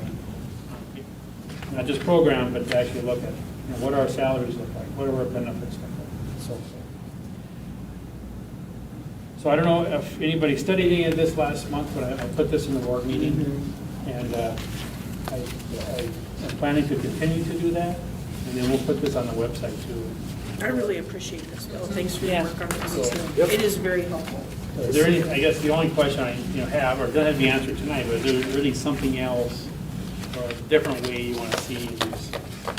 And I'm going to say this for Bill, is that he needs a majority of people to have agreement of what's there, because I know that there's some initial questions that you may have individually, but he can't do 7 individual layouts of stuff. So to try to put something in, so if there's a piece missing that the majority of you agree, hey, this would be helpful, he doesn't have a problem putting that in, but it's awfully hard to just be able to do that for 1 or 2 people. If this makes sense to you, and then there's things that we need to change, we definitely can make some adjustments on it, as long as a majority of you think that it is beneficial. But I think from where we were to what you are getting now is a fairly significant step forward for you to be able to see and hopefully understand what school finance look like. So I'm thinking about the KPIs that we could, so this would help us, like one of the goals, the board goals is the oversight of the budget, and the KPIs is monitoring the fund balance. So this would help us with that. I'm trying to think what the other one was, what the other metric was. Fund balance was the major, Was that major the one. biggest one, was as far as the, oh, you know what, I bet you I have them here, now that I think about it. Yeah, here. So it was, the annual audit, which was good, and then monitor the fund balance, and then the academic performance. So this, I think, serves the need for that KPI that we need to, that metric we need to manage or monitor. So knowing that we have a couple board members that aren't here tonight, and I'm going to say that I agree with you that it should be a majority of the board on what we agree needs to be on this. If the members that aren't here have questions, like, do you want them to email you and then you talk to Bill about it? Because I'm going to be honest, like, this is really helpful when I have you in front of me and you're explaining it. But someone like Brian that looks at this every day, he's going to look at it and see something different. And I also appreciate his perspective too, and understanding that, because then I'm like, oh, I didn't know I wanted to see that. I think the issue is we can bring it back again. Okay. This isn't, hey, you vote on and approve, this is exactly what it's got to Right, look like. okay. We could have time for people to Okay. take a look at it, have the discussion next month. I just need a majority of Right. people to understand how it Yes. benefits you. You don't know what you don't know, right? Right. And so for him to ask those questions, I think is beneficial, but Yeah. also if he's asking questions that just are for one individual and it doesn't help you understand the process, Right. that's kind of what I'm asking, if that Okay. makes sense. Yep, that's perfect. Yeah, Thank I you. don't think we need to vote on this. It's going to be No. part of the No. dashboard, and if we don't like it, we change it. Right. Okay. Yep. All right. Well, and I wanted it just clear for other people, like, Yeah. once you start No, perfect. digesting this and you have more questions, that we have like an I'm avenue. certainly available if there's questions. So, Oh, I'm sure it'll be just riveting. And I too. think the other component is, I think you have to be able to at least see it for several months, to be able to say, is this telling you what you want it to tell you? Yep. Rather than just taking a look at it Say, in no, no, 1 no, month no. and say, Yeah. this Yeah. doesn't make sense to me. I think you kind of have to let it play out for a month or two to be able to see how, if it's giving you what you want as board members, and then we can tweak and adjust it, and then give it a couple more months. Is it giving you what you want? So, because I think if we just changed it every month, it would get even more confusing Correct. in the Yep. process. Yep. Good point. Yeah, I like that point.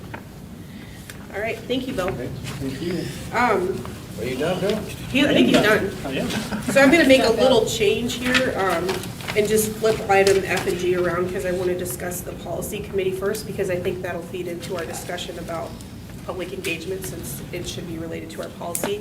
So I'm gonna do item G first, which is the policy committee. The reason this is on the agenda, right now Bree sits on the policy committee for the board, and she did contact me and let me know that she's unable to continue that position. So the question would be, is there someone that would like to fill in for her, or do that in her stead, because she's unable to continue to do that? And the reason is just because I can't take time away. It's your job. Yeah. I get That's it. yeah. Can I ask, did I send it to everybody, or did I just send it to you? No, I think you sent it to me, but I think you're correct on that. We had some discussions in our board development around a separate, like, board policy Yeah. type committee, and I think That's that's different. different. And that's what I was wondering, Right. because So I what wanna do kinda- this first. yeah, because what I got from the last meeting was that, not that Bree and her position's not beneficial, but what I understood is that from the administrative side of things, you just wanted us to move forward with the legislative changes and the statutory changes, and then follow that 3-year plan to review the documents from an Right. administrative procedural side of things. Yep. And so, to be honest, I don't know that necessarily needs be a there. board member to sit there unless you want one. But You we would need to definitely can. decide that. Yeah, and that's what I'm saying, Yeah. that's what I was Yeah. trying to clarify. Yeah. And then you were talking about another board committee that maybe took a look at the Subcommittee. review. Yeah. Yes. The revision of policies, because we're Correct. reviewing them administratively is what we had talked about. Right. And kind of outline that process.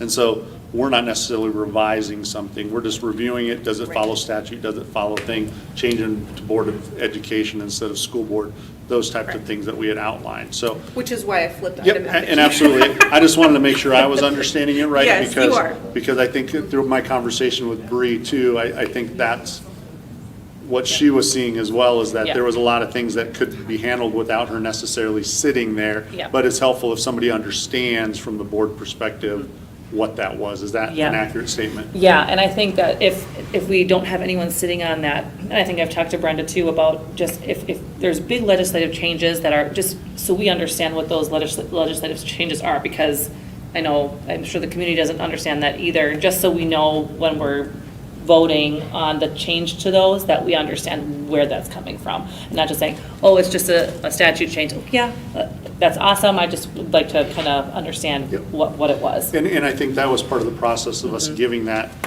outline of, hey, here's the policies that are coming to you a Yes. month in advance. Here's those revisions at a work session, so that you have that ability to see that, Yeah. is what I had taken from our conversation. So again, if you want somebody there, you as a board decide that. I just know that through our conversation, that was one of the things that, at least I kind of gleaned a little bit from it, is that Yep. it helped to understand it, but it wasn't like you were like, hey, we're changing something because Right. of, this is what the board wants. That's what that second group, Right. I think, is what you're talking about. Right. So sorry. I just No, wanted- no, I appreciate that, because that was my process too. I was just trying to delineate and you just explained it much better. So I think it's been a great learning opportunity for you. I really enjoy being on it because I do learn a lot through it. It's just I wish it would work more beneficially for time. And I appreciate, like, hearing from you and kind of like the discussion did that I. happens from it. So I think that as a board, if someone wants to sit on that committee to have that same opportunity, like, I have no problem with that. I don't know what others think, or if someone has the time to do that. It may not be something that we decide today, because maybe Brian or Dave want a chance to do that too, I don't know, but what's our general consensus? Like, do we think it's worthwhile to have someone sit on that committee? Is there someone that's interested in it? Well, it's like a Wednesday morning. Yeah, it's 10:30. It's like 10:30 Yeah. Yeah, so I Every mean, I feel like second. that, I mean, I can't do that. I can't do Yeah, that either. it's hard. It was, don't get me wrong, like Nick was great to be able to do it, but if he's traveling, I can't make it, and I can't tell Kim I can't be there, and it kind of flubbed everything up, so, I really enjoyed being on it, I wish I could just make the time work. I wish I liked policy. That's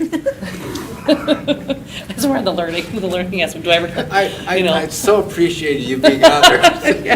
Judy, you have any interest in being on it? I've always been on policy, but I'm not sure that there's a need for us to be on it at this point. Maybe we should, if there's some kind of emergency that comes up, we should be somebody that should. I mean, I can We definitely. can always Yes. continue to send you the date and the time, and if you see in that list Yeah. of policies that we send you Something that in you're advance interested in. that somebody is interested in, Yeah, that's I good. I like think you that just idea. give us the Yeah. heads up that that's something that you'd like to be able to do, because not that we couldn't look at adjusting times, but we can't necessarily adjust it month to month. No. Right. And it's hard for me to ask our administrative folks to stay after 5 o'clock and do those type of things. So since it's kind of an administrative process, it just Right. seemed like maybe that was the cleanest thing to do is go through that process and send them to you in advance. And if somebody's like, hey, I got a question, they can either call in or come or something and be a part of it. Is that, would that be all right, Brenda? Yeah, Oh, if there was like a absolutely. call-in, I could do Email or that. something? Yeah, for sure. Okay. Like if there's a Zoom link, I could totally do that sometimes, but. Yeah, that's good. I like that idea. Is everyone comfortable with that? Oh, yeah. I think what we have been consistently saying is we want to be looking at policy from a different lens. Right. And so I think it makes total sense to set up a smaller subcommittee. Okay, so let's start talking about the smaller subcommittee and the process for that. Judy, can you kind of outline what that would be? What are we talking about? A subcommittee, the like a policy. Is that on the agenda? Well, it's part of the policy part of the committee. policy. So Okay. what I had gathered from you, and I wrote, and not to hijack it, but is that you were looking at having 2 or 3 people from your board, from the school board, take a look at some policies. And what I thought I heard you say last time that I kind of outlined is that you're taking a look at maybe 5 or 10 policies that you wanted to possibly revise. Correct. Meaning that you wanted to take a look at it from a Lakeville area schools lens and make some possible adjustments to something, either in comparison to some other school districts or an urgency that you've heard from the community that says, hey, this policy just doesn't seem to be right. I think this is just my 2 cents, take it for what it's worth. You go much beyond 10. Some of our policies are quite nebulous. If it's a small policy, it's probably not a big deal, but as Bree can tell you, some of our policies are much longer, so it would take you longer to do that. My And then eyes like depending popped on out of my head. Yeah, and then depending on the process, if there was a revision to the policy, that committee would bring it to you as a board as a whole at a work session, share that with you. You as a board would then have to agree with the majority that, hey, this is something we want to investigate further. We'd have to get it looked at legally, bring it back to you and say, hey, here's what the legal counsel has said, and then you could do first reading, second reading on a revised policy. And I don't know if that falls into similar Yep, with that's what. exactly, Yep. but knowing that we have to be sensitive to it, because if we're making the changes, everything will have to go to legal, and there will be added expenses to the district and cost to do that. So I think we need to be very mindful of what we're looking at and reviewing and why. We shouldn't just make And I don't know a brand new perfect answer to that. We can find out from legal counsel, or you could do a policy, we could send it to them, we could get a costing, and you could then evaluate it that way. I'm just saying that I Yeah. just think we need to be mindful so that we're just not changing them just to change them. There needs to be intent and purpose of why we're doing what we're doing, and making sure that it's being done in the best interest of our district. I know we do a lot of comparing to see what other districts do, and I think we should, but we shouldn't be changing our policies because they have something in place. It has to make sure it's a fit for our districts. We have to be very mindful of what we're doing and why we're doing it, and knowing that there's a cost associated to it. It's going through it. I mean, when I was last time we did that, it was a 3-year process, it was a task force. And Right. there were a few of us on it, and it is very beneficial because it really helps you understand the functioning of the district. So for a process as a board, like, do we have to vote to have like a subcommittee, or what No. does that look like? No, that, we have a policy that talks about subcommittees, don't we? We have one. There's I'm a not sure. Yeah, You there's a do. committee, Okay. there's a policy, or there's a committee policy that talks about being able to do a subcommittee. Okay. If I could just make one recommendation, when you're looking at policies from other districts that you're thinking about implementing here, keep in mind, we don't know if they have had those vetted through Correct. legal Right. counsel. Right. So just something to keep in mind. We want to be very careful about any potential liability that we would be placing on the school district, Correct. discrimination, things Yep. like that. Yep. The others could be too, they could be vetted and be fine, if we take a paragraph out of it and stick it in ours, it could be messed up Yes, again. yes, Right, yes. yeah, because things are taken Yeah. out of context. Is there any, like, in terms of paying for legal counsel review of such things, is there any benefit of sending several versus one at a time? Like, you know, when you pay for someone to come and look at your fridge and it's one, have them look at all of the appliances while they're there, can we send many, or is it just time per? It's not going to really make a difference. They charge by the hour in Hourly rate. 12-minute increments. Okay. So- Not a 2-for-1 Yeah. deal. 12 No. minutes. Not So, 10. Brenda, just so you know, it's policy 213. Oh, okay. Is our Board of Education Committee's policy. Okay. And it talks about the operation of our board committees and subcommittees. Okay.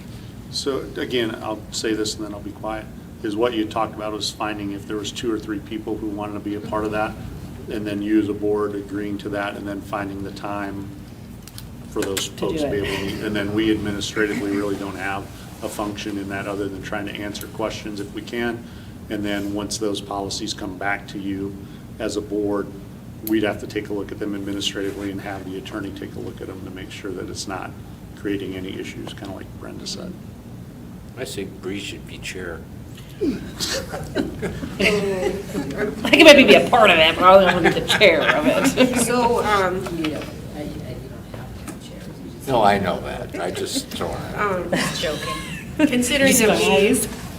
considering that we don't have all members here, I don't think that we have to worry about appointing members to that committee tonight, because I would like to hear from everyone and have some time for people to process what their level of commitment to something like that would be, knowing that, you know, Judy said the last one took 3 years to go through some stuff.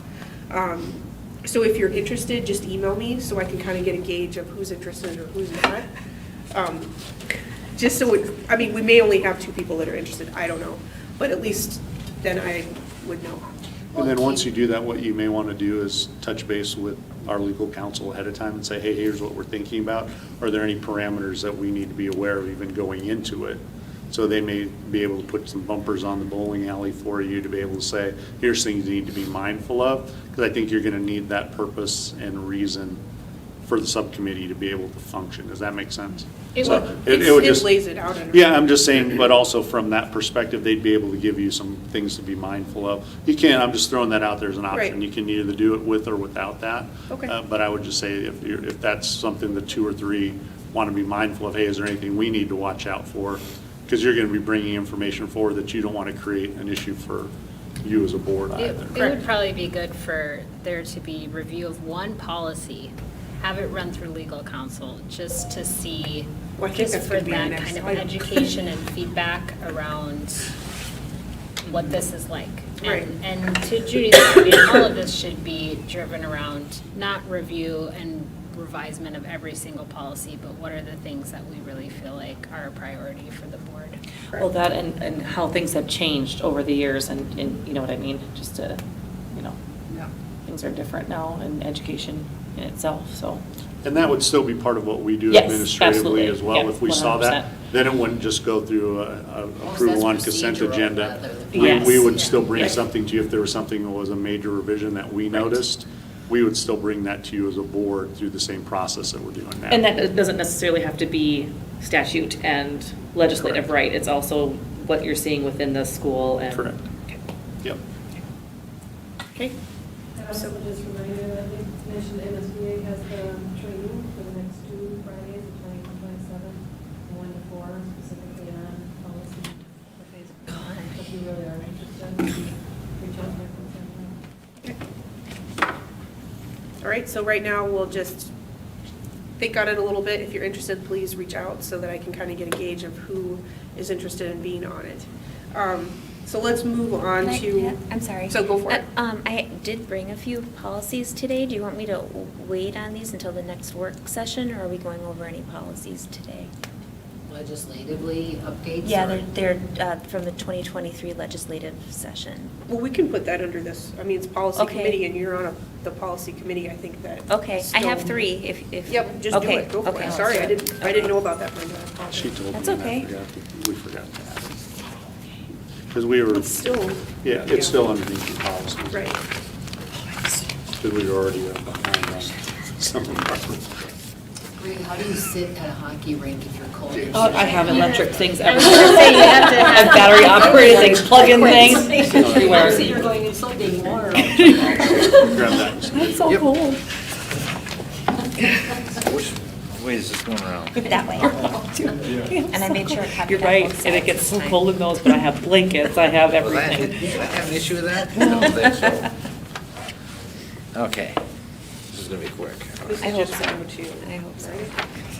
Yeah, that's just one page, a one-page policy, yep. Okay. Nice, those are nice. Yes. Okay, so this is policy 102, it's educational opportunity, and this is a policy that had some changes in the 2023 legislative session.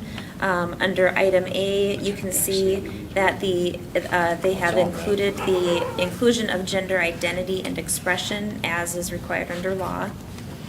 B, there are some grammatical changes there, and the change from the word categories to protected classifications under the class of protected classes for harassment and discrimination. C is in alignment with updates to 42 U.S. Code 2000D, which is regarding non-discrimination. D is in alignment with Title IX non-discrimination policy. E is an update to Minnesota Statute 121A.04 subdivision 2. And then 8, it was old E, new H at the bottom is a minor language change. So these are all from the 2023 legislative session.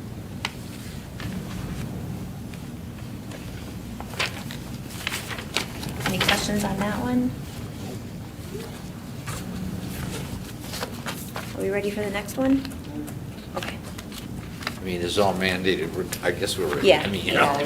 It's same Yeah. thing, they're all 2023 legislative Okay. updates. Well, I gotta grab one for, yeah. And you will be, these will be brought forth at our meeting this Yeah, Tuesday, right? At the regular meeting? Yeah. Yes. Consent agenda, though. We can Right. do it however you'd like to. As It's you go through normally them. consent agenda. Normally we put them there, but if you want them different, we can put them on there and just start up and talk about them, whatever. I would just like a chance to read through them because I might have some questions, so then I would have to pull it from the consent agenda to ask questions. Well, what I would say Then we is- have 2. Well, that- ask the questions before the meeting. Yeah. What I would You say wanna- is, we can put it on consent agenda as long as you give us a heads up before Monday. You know, we can still make that adjustment on the agenda, that it's now on an action item instead of consent. Or we can do it the reverse, however you prefer.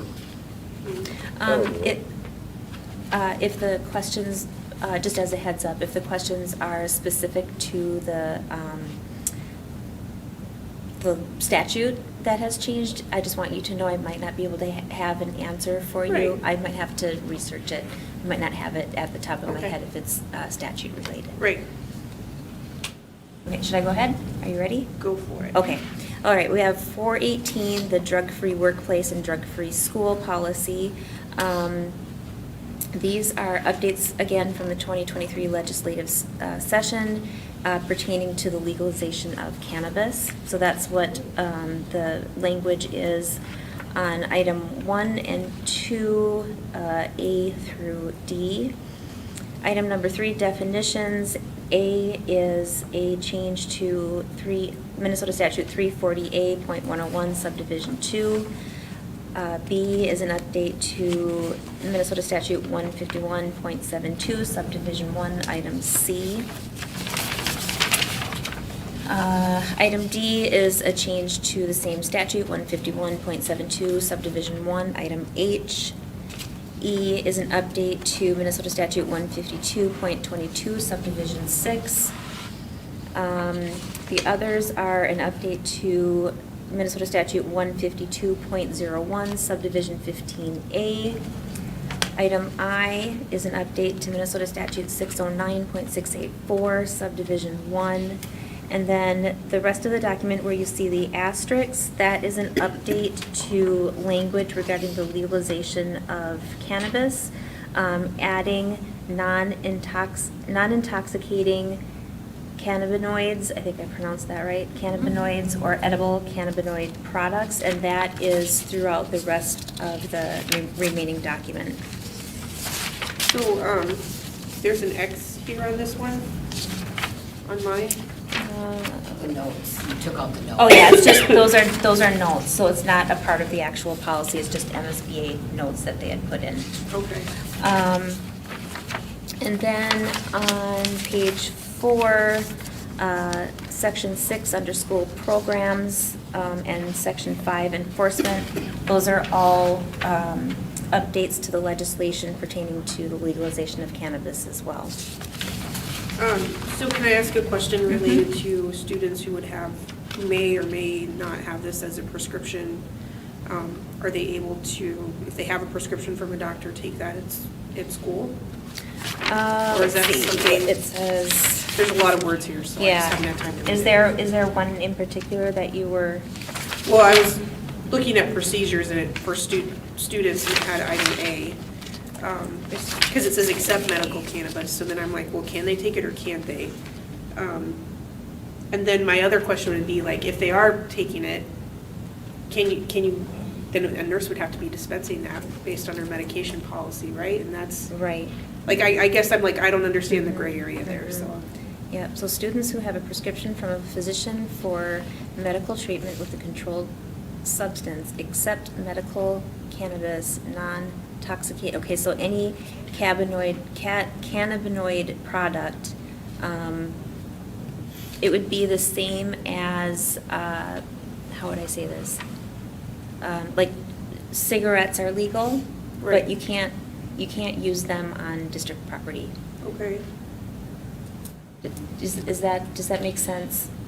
So this is saying that medical cannabis can't be used on district Right, property? Yeah. right. Yeah. Even with a prescription? Right. Yes. Yeah, It's really not cannabis, the cannabinoids are others. yeah. Right. Okay.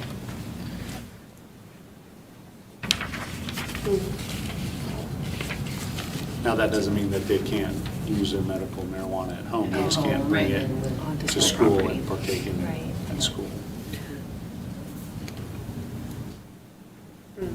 So they couldn't even have like a parent come and give it to them at school? Not on Right. school district property. Right.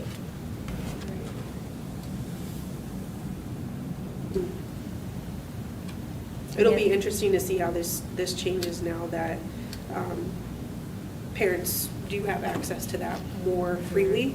And I do know that that's been very helpful for people that struggle with epilepsy. Yeah. So that's not our policy, that's. No, it's just a statement. Yeah, it's a Yeah. philosophy. Yeah, and things like anxiety too. Right, Mhm. yep. Yep. Okay. Are you okay if I move on to the next one? Yep, thanks for that Okay. clarification. Yep, you're welcome. Okay, and this is our tobacco-free environment policy. And again, these are legislative changes from the 2023 legislative session. Item 2, general statement of policy. These are updates to delivery devices rather than cigarettes. They're being more specific since there are other ways of inhaling or using tobacco rather than cigarettes nowadays. So that's just updating that language there. And Also language per Minnesota statute 120B.238 subdivision 2, item C. On page 2, section 3, item A, this is updated language to reflect Minnesota statute 609.685 subdivision C. Item B is an update to Minnesota statute 120B.238 subdivision 2, item C. The next item is an update to Minnesota statute 609.685 subdivision A. The next item D is an update to Minnesota statute 609.685 subdivision B. Item E is an update to Minnesota statute 144.413 subdivision 4. And the remainder under, let's see, section 4 is an update to Minnesota statute 609.685 subdivision 5. And then under item 5, vaping prevention instruction, this is an update to language for Minnesota statute 120B.238 subdivision 3. And that is it for the tobacco. I'm so thankful for legislative changes. Well, these are important, some of these are like, I mean, I just want to say, good job. It took a long time. Yeah. Do you dream, This do you is a dream lot. about Minnesota state You know statute, what? those numbers? When I was doing these, I did dream about policy. I know. Look what you've been going through. Worse than being on a policy committee, I I think. can Dreaming imagine. about policy. So then, the relation to this would be, our student handbook would then take over and say what the enforcement of this would look like for students or staff that violate this policy, correct? Like the student handbook? The The handbook that you're looking at? Oh, the student management handbook? Yeah. Yes, so we have and are updating this in accordance with Okay. the legislative changes, yes. I've just heard vaping has been a big issue. Yeah. Oh, it has been. Right. So then, It's been that way for a few years. right, yeah, okay. All right, thank you, I appreciate that clarification. Thank you, Brenda. You're welcome. Great. Any other questions on those? So we'll put these on consent unless there are questions, or I just need to know how to prepare. Well, so because we have two board members gone, Terry and I are splitting up how they contact us and fill us in. I'm thinking Brian will have a lot of questions, so when I go over that with him, I'll make sure that I follow up with you or have him follow up with you if he has additional questions on these that I can't answer. Okay. Sometimes he does, sometimes he doesn't, I don't know. Yeah. I think her question is, do we consent agenda or recommended action? Well, I think it depends on, like, if they have a bunch of different, you know what I mean? Like, if we can answer them beforehand, that'd be great. I just don't know Sure, when yeah. he's going to be back. Okay. And we, Brian's in Arizona. Yeah, I know. Why don't you just plan to put them on consent, and then if we need to pull them off, we'll pull them off. Correct. We've done that in the past. Yeah, Okay. does that work okay? Yep. Okay. And I might have a few, so I'll let you Okay. know. I just wanted a chance to read through them. okay, thank you. Thank you. All right, so then we'll move on to item F, going backwards a little bit, which is public engagement. The reason that I switched those around based on the discussion from the policy committee and if we were going to start like a board policy subcommittee, thinking that we may want to be, this may be a policy that we want to look at, which would be having one around our stakeholder sessions or public comment. Because when I was looking through our policy, I didn't see anything related to that, and I know Brian has brought up and has asked to have the discussion a few different times about public comment. It has been something that we've talked about before, and I did send you some policies from different districts related to public comment and how they put some parameters about it, and that was based on a previous discussion that we had in a working session because there were questions and concerns around that some of the things that were brought forth in public comment when we did offer it really were not in the board's purview of issues they're more administrative issues. So just based on some of that, I'll just give you a little bit of background. I did look at several different districts. Some just had what they called listening sessions, which I would relate to our stakeholder sessions that we hold. Some had both. Some of the ones that had both put parameters around their public comment, that it had to relate to an item on the agenda for them to be addressing. If it didn't relate to an item on the agenda, then it would automatically should be going to a stakeholder session or quote listening session, so that was the avenue for that. So anyway, there's some thoughts around that. I guess the thought would be, do we want a policy around stakeholder sessions or / public comment? Do we want one or both? Do we want to charge that subcommittee with this is your first task, kind of dig through this and give us some ideas before we make a decision on that? I don't know, what are people's thoughts? Bear with me a little bit. No, go for it. Before, we just had public comment, and it became a session to recruit people to be on your side for the speakers in most cases. It wasn't. Who was recruiting? The speaker was recruiting either anti-mask, mask, or wanted people to support him with not having online learning or having online learning, and it was many times used to divide the community. They were looking for supporters for their sides of an issue that was coming up. It was so bad that we had 2 policemen or police persons at our We had 6. board meeting. We had But 6 police. What?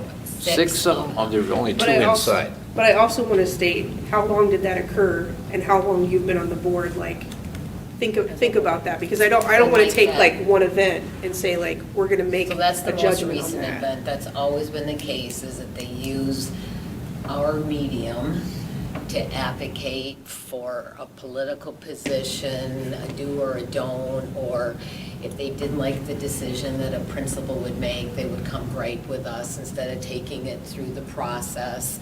And it was an abuse of using a medium that they chose to use with, and so. Can I ask you a question from that? Do you feel like the stakeholder sessions have taken care of that issue? Yeah, well, it's reduced it and it hasn't made it political because nothing's on camera. So you're not doing what Terry was saying, is they were really advocating to get people to, deal with the data privacy issue that we know we can't deal with. And it also became very hard.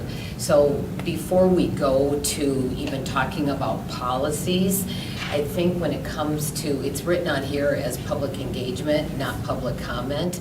I think we have to really decide how it fits into what we're trying to do from a public engagement side of that metric or that goal that we set.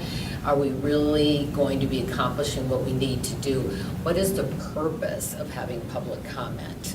And then if that purpose is to let people come and share with us in a one-sided situation what their problem is or issue is so that we can redirect them, then should it be on camera? Does it need to be on camera? If so, why? And so I think there's a lot of things to decide around the public comment and public engagement piece. Is it going to be beneficial for the district? And I know Brian has been pushing for this, but I would like him, even though the COVID situation and how divisive that was, that we've had that off and on several times over the years around elections or something else that's going on in the district. So I think if somebody's advocating for public comment, I really encourage them to go watch some of those board meetings to see if they really feel it's beneficial for the district. When we started, public comment was when there was no other avenue except a landline to get a hold of people. So we gave them the avenue to come to a board meeting and talk. It was never on camera when we first started. When we went to video, there was discussion about whether we do that or not. But it has become, it's evolved from what it was to something different today.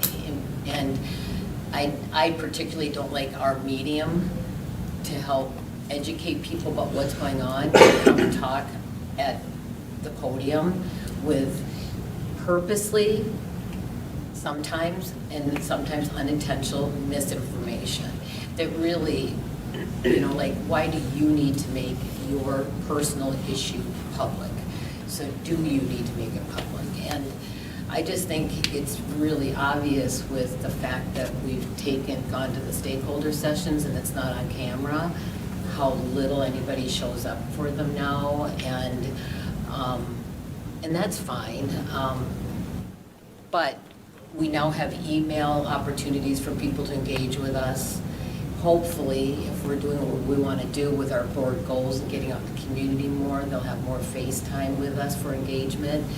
I think there are a lot of more positive ways that will leave people feeling better than coming and talking in a one-way conversation to us in their 3-minute slot, whether it's taped or not taped, or live or not live, whatever it is. I think there's maybe some other ways. And I remember Brian had said that he thought, what's wrong with just giving the people the opportunity to address the board if they want to address the board. And I would agree with that, but I think it needs to fit into our bigger goal of public engagement and what we want that to look like. Can I just add to that? Yep. The stakeholder session, to me, is great because we talk to them. If they have an issue, we talk to them. And the administration says, okay, we can do this, we can check that out, boom. Yep. At a board meeting, you have 3 minutes, you talk and we look at you, and we don't say anything. We can, I suppose, ask for a clarification of a point, but that's very seldom done. We can't tell them you're giving us wrong information. We can't do any of that. So what purpose, it seems to me to be effective, there has to be more like a stakeholders session to be effective. And then my next question would be, Does it have to be one or the other?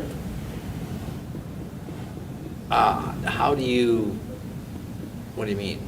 I think that we're looking at this from like choosing one or the other. No. And I'm just asking, like, what if we did both? And the only reason I'm like that, my thought on this is, I've participated as a public, stakeholder in public comment. I've also participated in stakeholder sessions, like I've done both. Yeah. I guess when I think about data and making sure that we're making decisions based on data and looking at, okay, how have things went? What were the issues we saw before? Did we see a decrease in those things now? But I'm also thinking, I'm kind of sad that we don't have more people engaged. And so then I look at it from, we had a ton of people that came to public comment during certain times, yes. Well, only because there were divisive issues. But I haven't seen that in public engagement. So then I'm looking at it, I want to be involved with the stakeholders. I want to hear from citizens, and I don't feel like I am. So I don't even feel like the stakeholder sessions are really as effective as we need them to be. So maybe we need to be a little bit more creative on how we think about either one of these and do something that works better for Lakeville. So I don't know what that would be. I would tell you, I've been thinking about how, and I don't have an idea how. Right. But the stakeholder sessions could be tweaked and improved upon. We knew that. This was our first swing at it, Right. and we know that there's something that needs to change in there. But with Terry, I like that we give them some direction, and the superintendent, 99% of the issues are things that are in the purview of the superintendent, and he handles it and addresses it, and I believe there's nice follow-up, and if things don't go, just like the one lady, said she didn't get the feedback from the principal, so now what was the next step? And we could just follow up on what we had shared with her at stakeholder session. And again, I think we go back to our goal that we established for increased community engagement, and we talk about building these connections with our stakeholders and how to do that. Right. I don't see public comment, having them do 3 minutes of talking to us, build that. And I think it leaves them probably more frustrated than feeling like they were heard. And I don't know. I do like your idea that you had stated when we originally started talking about this, Carly, about, what if we have like so many times a year, like a topic that we Very host. intentional Correct. forums, yes. Because I don't feel like, it's not that, I mean, we're not hearing from people, really. I mean, we get a few that sign up, but like today, we didn't have anyone sign up again. I don't see that as a win, I see that as a loss. And then I also agree with you, how do we engage other groups of people that we're not So, hearing from at all? I want to be very sensitive to the fact that we're not hearing from anybody because there isn't a lot going on. When we had budget cuts, we were hearing from people, and when we open up the new school and we start talking boundary adjustments, we're going to be hearing from a lot of people, and there's going to be a lot of... There's going to be lulls, yeah. There, you know, so it's just depending on what you have in the district. It will go up and down, and ebbs and flows. But I think the more beneficial stuff when we talk about public engagement is truly to foster community engagement by participating in events. And I think that's what we really need to be doing, and finding a sense of connectedness to our community. And I just don't feel that public comment does that. I think it really actually disconnects them because they don't feel that anything has been done, and they sit and look at us all just nodding, going, thank you for coming. And so I really do think that if we go back to doing some of those public forums that we used to do, information nights, or going out into different parts of the community, new developments and welcoming our new neighbors and stuff like that, I think we can find actually ways that would fulfill us as board members, because we're really truly making a difference, but we're getting to know our stakeholders. I think there's a lot more positive ways of doing it than this, and I'd like to try something new. Okay. Bree? Yeah, I definitely understand where you're coming from in that perspective. Has, in the past, the policy, or not the policy, I'm sorry, wrong policy, the public comment. She wants to be on the policy. Oh, gosh. On the public comment side, you know, as a district, do we have something that's laid out like, that like Farmington has? I really, after reading through these, they're very laid out on what they expect for public comment. So I'm not saying that, you know, it couldn't be something that could be, because the, like on this one, they allow the superintendent to speak to those, if it. Or the chair can open up. Or the chair can open it up to that, and, you know, when it comes to the personal attacks, like, that shouldn't even be allowed anyways. There shouldn't even, that should be vetted beforehand anyways, if that's something you want to complain about. We But I did mean- have, we had our rules, you know, like the public comment rules and the structures, the do's and the don'ts. So what you saw, what you see here about, We have a policy. huh? We do have a policy, don't we? Is it? No, I don't no, know. I haven't it's seen not, we one. don't have a policy. I haven't seen one. But it basically laid out like the procedures here. Yeah. We Well, I had it still out on do the, For stakeholders. Right. we had it out on the website. We don't have a policy for that either. It's Oh, just Right, that's what I was telling procedures. them, yep. Yeah, so we just list our procedures, the do's and the don'ts, and how it works, and making sure that the people understand how it works, and that's fine, but you always have people that push that, go a little bit further. That's an And, understatement, I feel. huh? I mean, I think that was But isn't my it- own I'm sorry. experience. No, my own experience going to some, and speaking at some of them. I think the biggest downfall of it is there is no immediate feedback. I would say the same thing about our. But we can current- change that. Yes, I would say the same thing about our current no stakeholder sessions, is when you give people a limit, they talk the whole time. And I understand that, they're trying to use their time to share what they're concerned about. So if I were to change anything about the current stakeholder sessions, it would be to have a limit on in terms of how long you can talk, and then provide an Yep. extended period for a response from the superintendent or whatever. Yep. The challenge with, I mean, I appreciate all the policies that were shared in the ground. The things that happened in this room during that time period that I was here, I mean, some of these rules about not naming personnel or not doing, like, there was not a lot of follow, I mean, how do you follow through on that in terms of just even shutting off the mic? Yes, then the people at home can't hear, but everybody in the room still hears when the person is talking. So I remember once I had to bring my daughter with me because we were in between get her or something. I felt completely ashamed of what happened in this room. So I think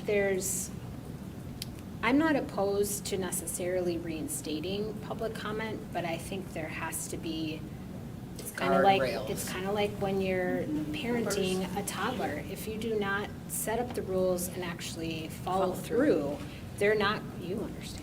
Yep. You are not going to see the behavior align with the policy. And then even so, I mean, looking at all this, as long as, I mean, we follow through when we're like, no, that's not gonna happen. I mean, I know that it's easier said than done, but, as long as we set up those parameters and like you said, guardrails, I mean. Well, and the bigger thing, I think the number one decision is bring public comment back or not, but should it be televised or not? And if it becomes don't televise it, the parameters are a lot easier to manage. Because that's a good point. So we could bring it back where it's a half an hour before the board meeting, just like a stakeholder session, and all the board is present, but it's not televised. And you just, Correct. because if you don't televise it, because that's what a lot of, I know Bloomington doesn't televise theirs, and I know when I attended the MSBA delegate assembly, we had a lot of discussions around this, and there were lots of boards that were interested in what we were doing to discuss removing it versus other boards that were removing it from being televised to non-televised and stuff like that. And just so that the medium isn't being abused and they're not using our platform for their agenda. Because whether, I don't care, COVID, no COVID, whatever, they do use our platform for their agenda. And they're going to find ways, especially moving into an election year, you're going to have a lot of people use it for a lot of different avenues, whether it's school board, state, federal issues. And so I think we need to be sensitive to that. As we're trying to mend and bring our community together, we don't want to undo the work we've gotten to this point with.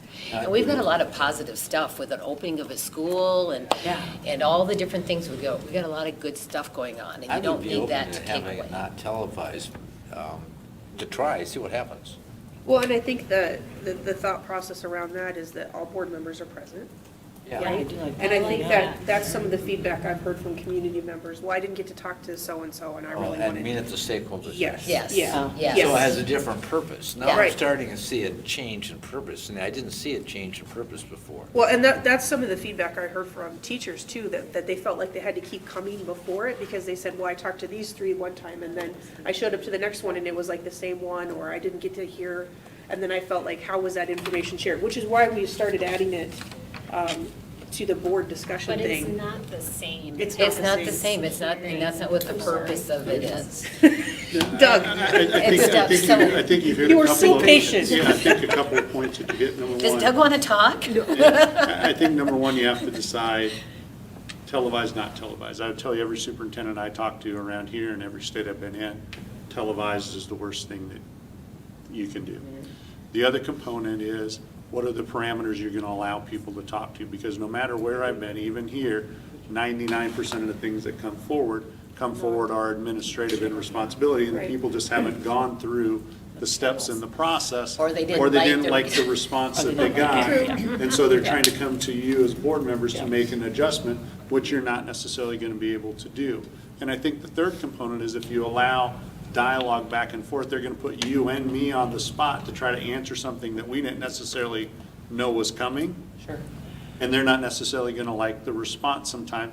Not that I have a problem shooting from the hip on a majority of things, but if they ask a question and you want to have a dialogue and they want you to dialogue back with them, because I don't think just sitting there listening to them and giving them the deer in the headlights look accomplishes what you want. It really needs to be a dialogue of some sort. But if they're asking a question or want to know why, and you didn't know it was coming.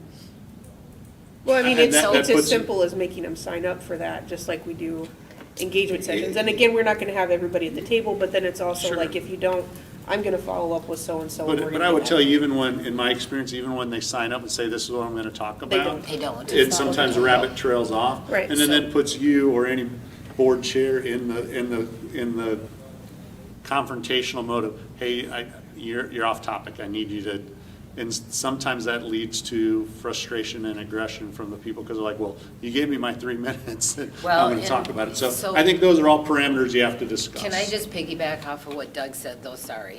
About if we open up dialogue back and forth during public comment, the board will get hammered because we gave you more attention than you the last time, or we spent more time talking to you and not, I mean, there will always be something. The one thing that was very obvious, like when I started that timer for the 3 minutes, I'm like, you got 30 seconds left. Sorry, you're done. And that was it.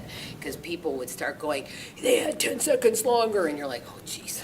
So, I mean, you have to be down to the minute, and that fairness factor, they'll find every reason for why you weren't fair to them. Have you heard that from stakeholder sessions? Because I haven't heard No, feedback. that- no, not from stakeholder sessions. I'm just saying if we decide that you talked about, we could Right. possibly change it with public comment, with opening up dialogue. Right. But I think that that's when they come to doing the public comment, if we're giving everybody a certain amount of time and you have 6 people, but now we're opening up dialogue, so we only get to 4 people. Oh, I get what you're saying. Okay. It's going to be an That makes issue sense. because you're going to shortchange somebody. Right. I mean, there's lots of different factors around Right. that. Yeah, I get what you're saying. So Things to consider, yeah. I just think it have to be sensitive. Bree, I'm gonna hold it because she's waiting. I interrupted Bree. No, that's all right. I'm sorry. So I know some, at the stakeholder session, some people write out, their 3-minute Blurb. speech. Is that something that you can say that you have to do? And that's what they are given at that meeting, and say, this is what you provided us, this is what you are going to present to us at this Like- point in time? Like ahead of time? Right, like, can you do that ahead of time? Because they bring it to the stakeholder session, Not everybody does, though. right? But is that something we can require, put as a guardrail? That you have to submit it, this is what your topic is, and then this is what is at the podium when they come up to public comment, like, If each- they write it up, a lot of people don't write stuff up. I suppose. But if Well, you, stakeholders, I haven't seen anybody cross the line there. No, they're not, but she's talking about if they do. if they have like a little speech so they can get their minutes in, so they've practiced how much time they We've cut them have. off before, because I mean, there were a Yeah. couple where it was like, Oh, okay, yeah. your 5 minutes Oh, is sure, up. okay. So, I mean, we have done that. We've done that. And there were a couple that were a little passionate about things that were like, Yeah. bring it down a little. But that's not encouraging people to come before Sure, I us, suppose it's more because stressful. if I want to come talk Sure. before you and you're going to make me write Write out a- my a thing speech. first, I'm not going to, because I'm probably going to shoot from the hip. Gotcha. So Yeah. I think that's limiting on who would come. I see where That you makes Did you have sense. something? Yeah. I don't think there necessarily has to be dialogue back and forth per se, but I think a response of some sort could be not like you're I'm gonna talking check to on me this, or- and then I'm gonna reply to you, and then you're gonna, I don't think that is helpful at all. But I do think probably one of the, if you go and speak and you don't get a response, it is pointless. So part Right. of this is, part of the broader question is, what is the function of this public comment and what we're Right. looking for?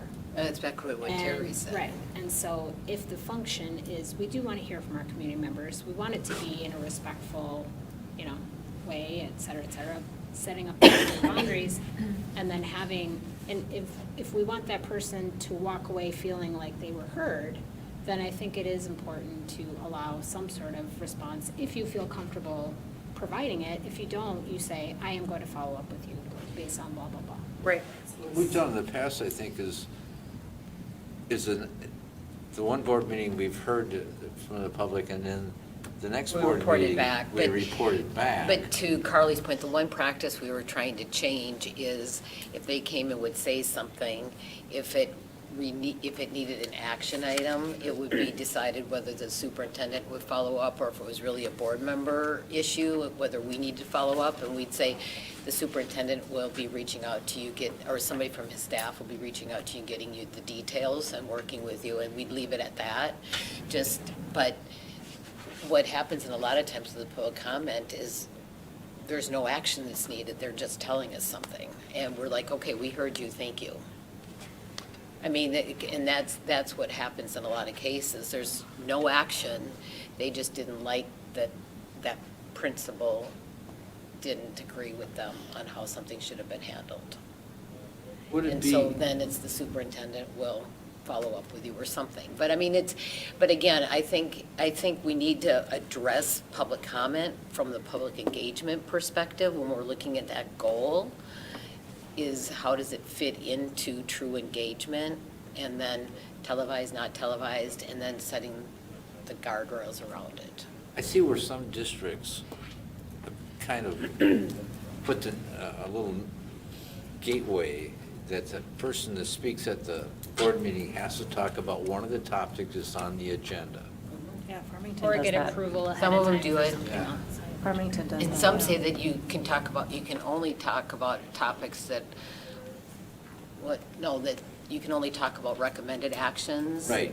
And some say, I mean, there's all sorts of different ways. That's how, when we started our public comment, it could only relate to recommended actions. So, Something to think about. in the essence of time, considering that it's 8:20 and we still have one more item on the agenda and then we need to go into closed session, I feel like there's a lot of, Closed session. yeah, I feel like, Talk too much. I feel like there's a lot of things that we still need to work out from this. So I think as a board, like, if you could kind of brainstorm, around what you want to see from that, what would be the goal, like, how are we engaging our stakeholders, what does that look like, so that we can bring that back to discussion, and kind of have a more meaningful discussion on what we want to do For moving public forward. engagement in general, For public engagement in general, to because. meet that goal.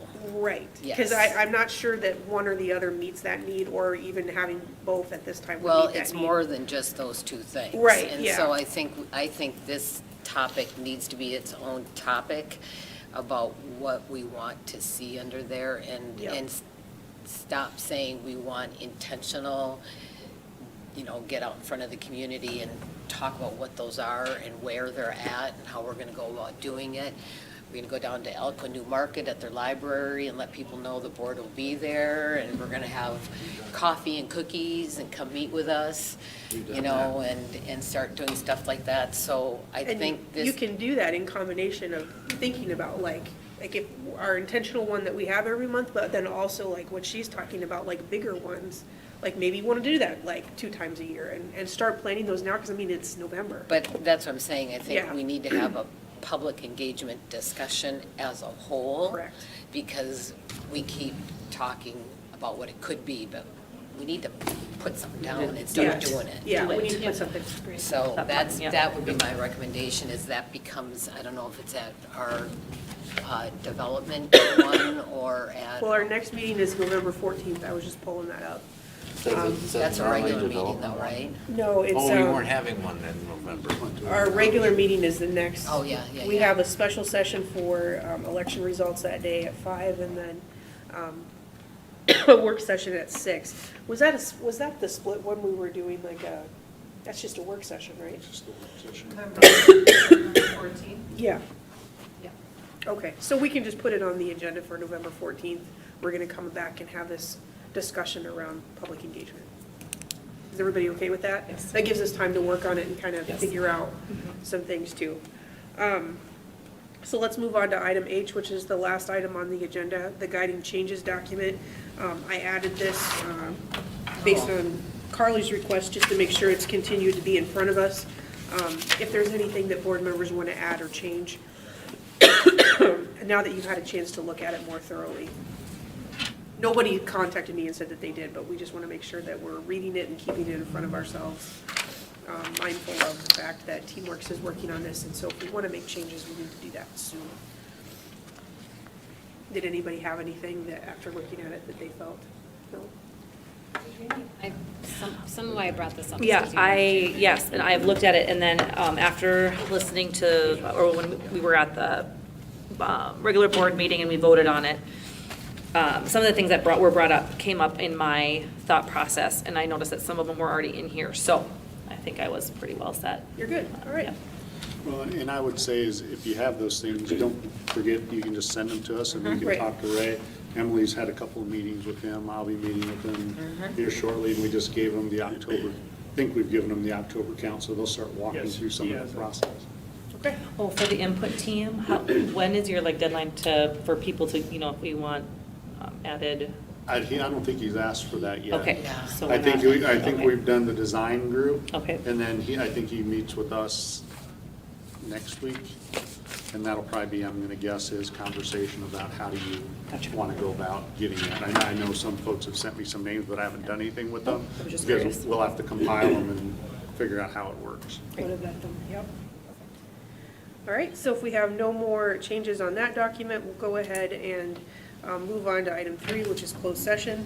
In accordance with Minnesota Statute 13D.05 subdivision 3C, for the purpose of the purchase or sale of a property, the board is going to move into closed session. Just for purposes here to make sure that we are voting to go in and out of closed session, can we, all board members that are, I'm sorry, it's been a long day for me. If you are in agreeance with us moving into closed session, can board members please vote and say aye? Aye. All opposed? Okay, so we are moving into closed session. Thank you. These books are ours? Just shut the doors.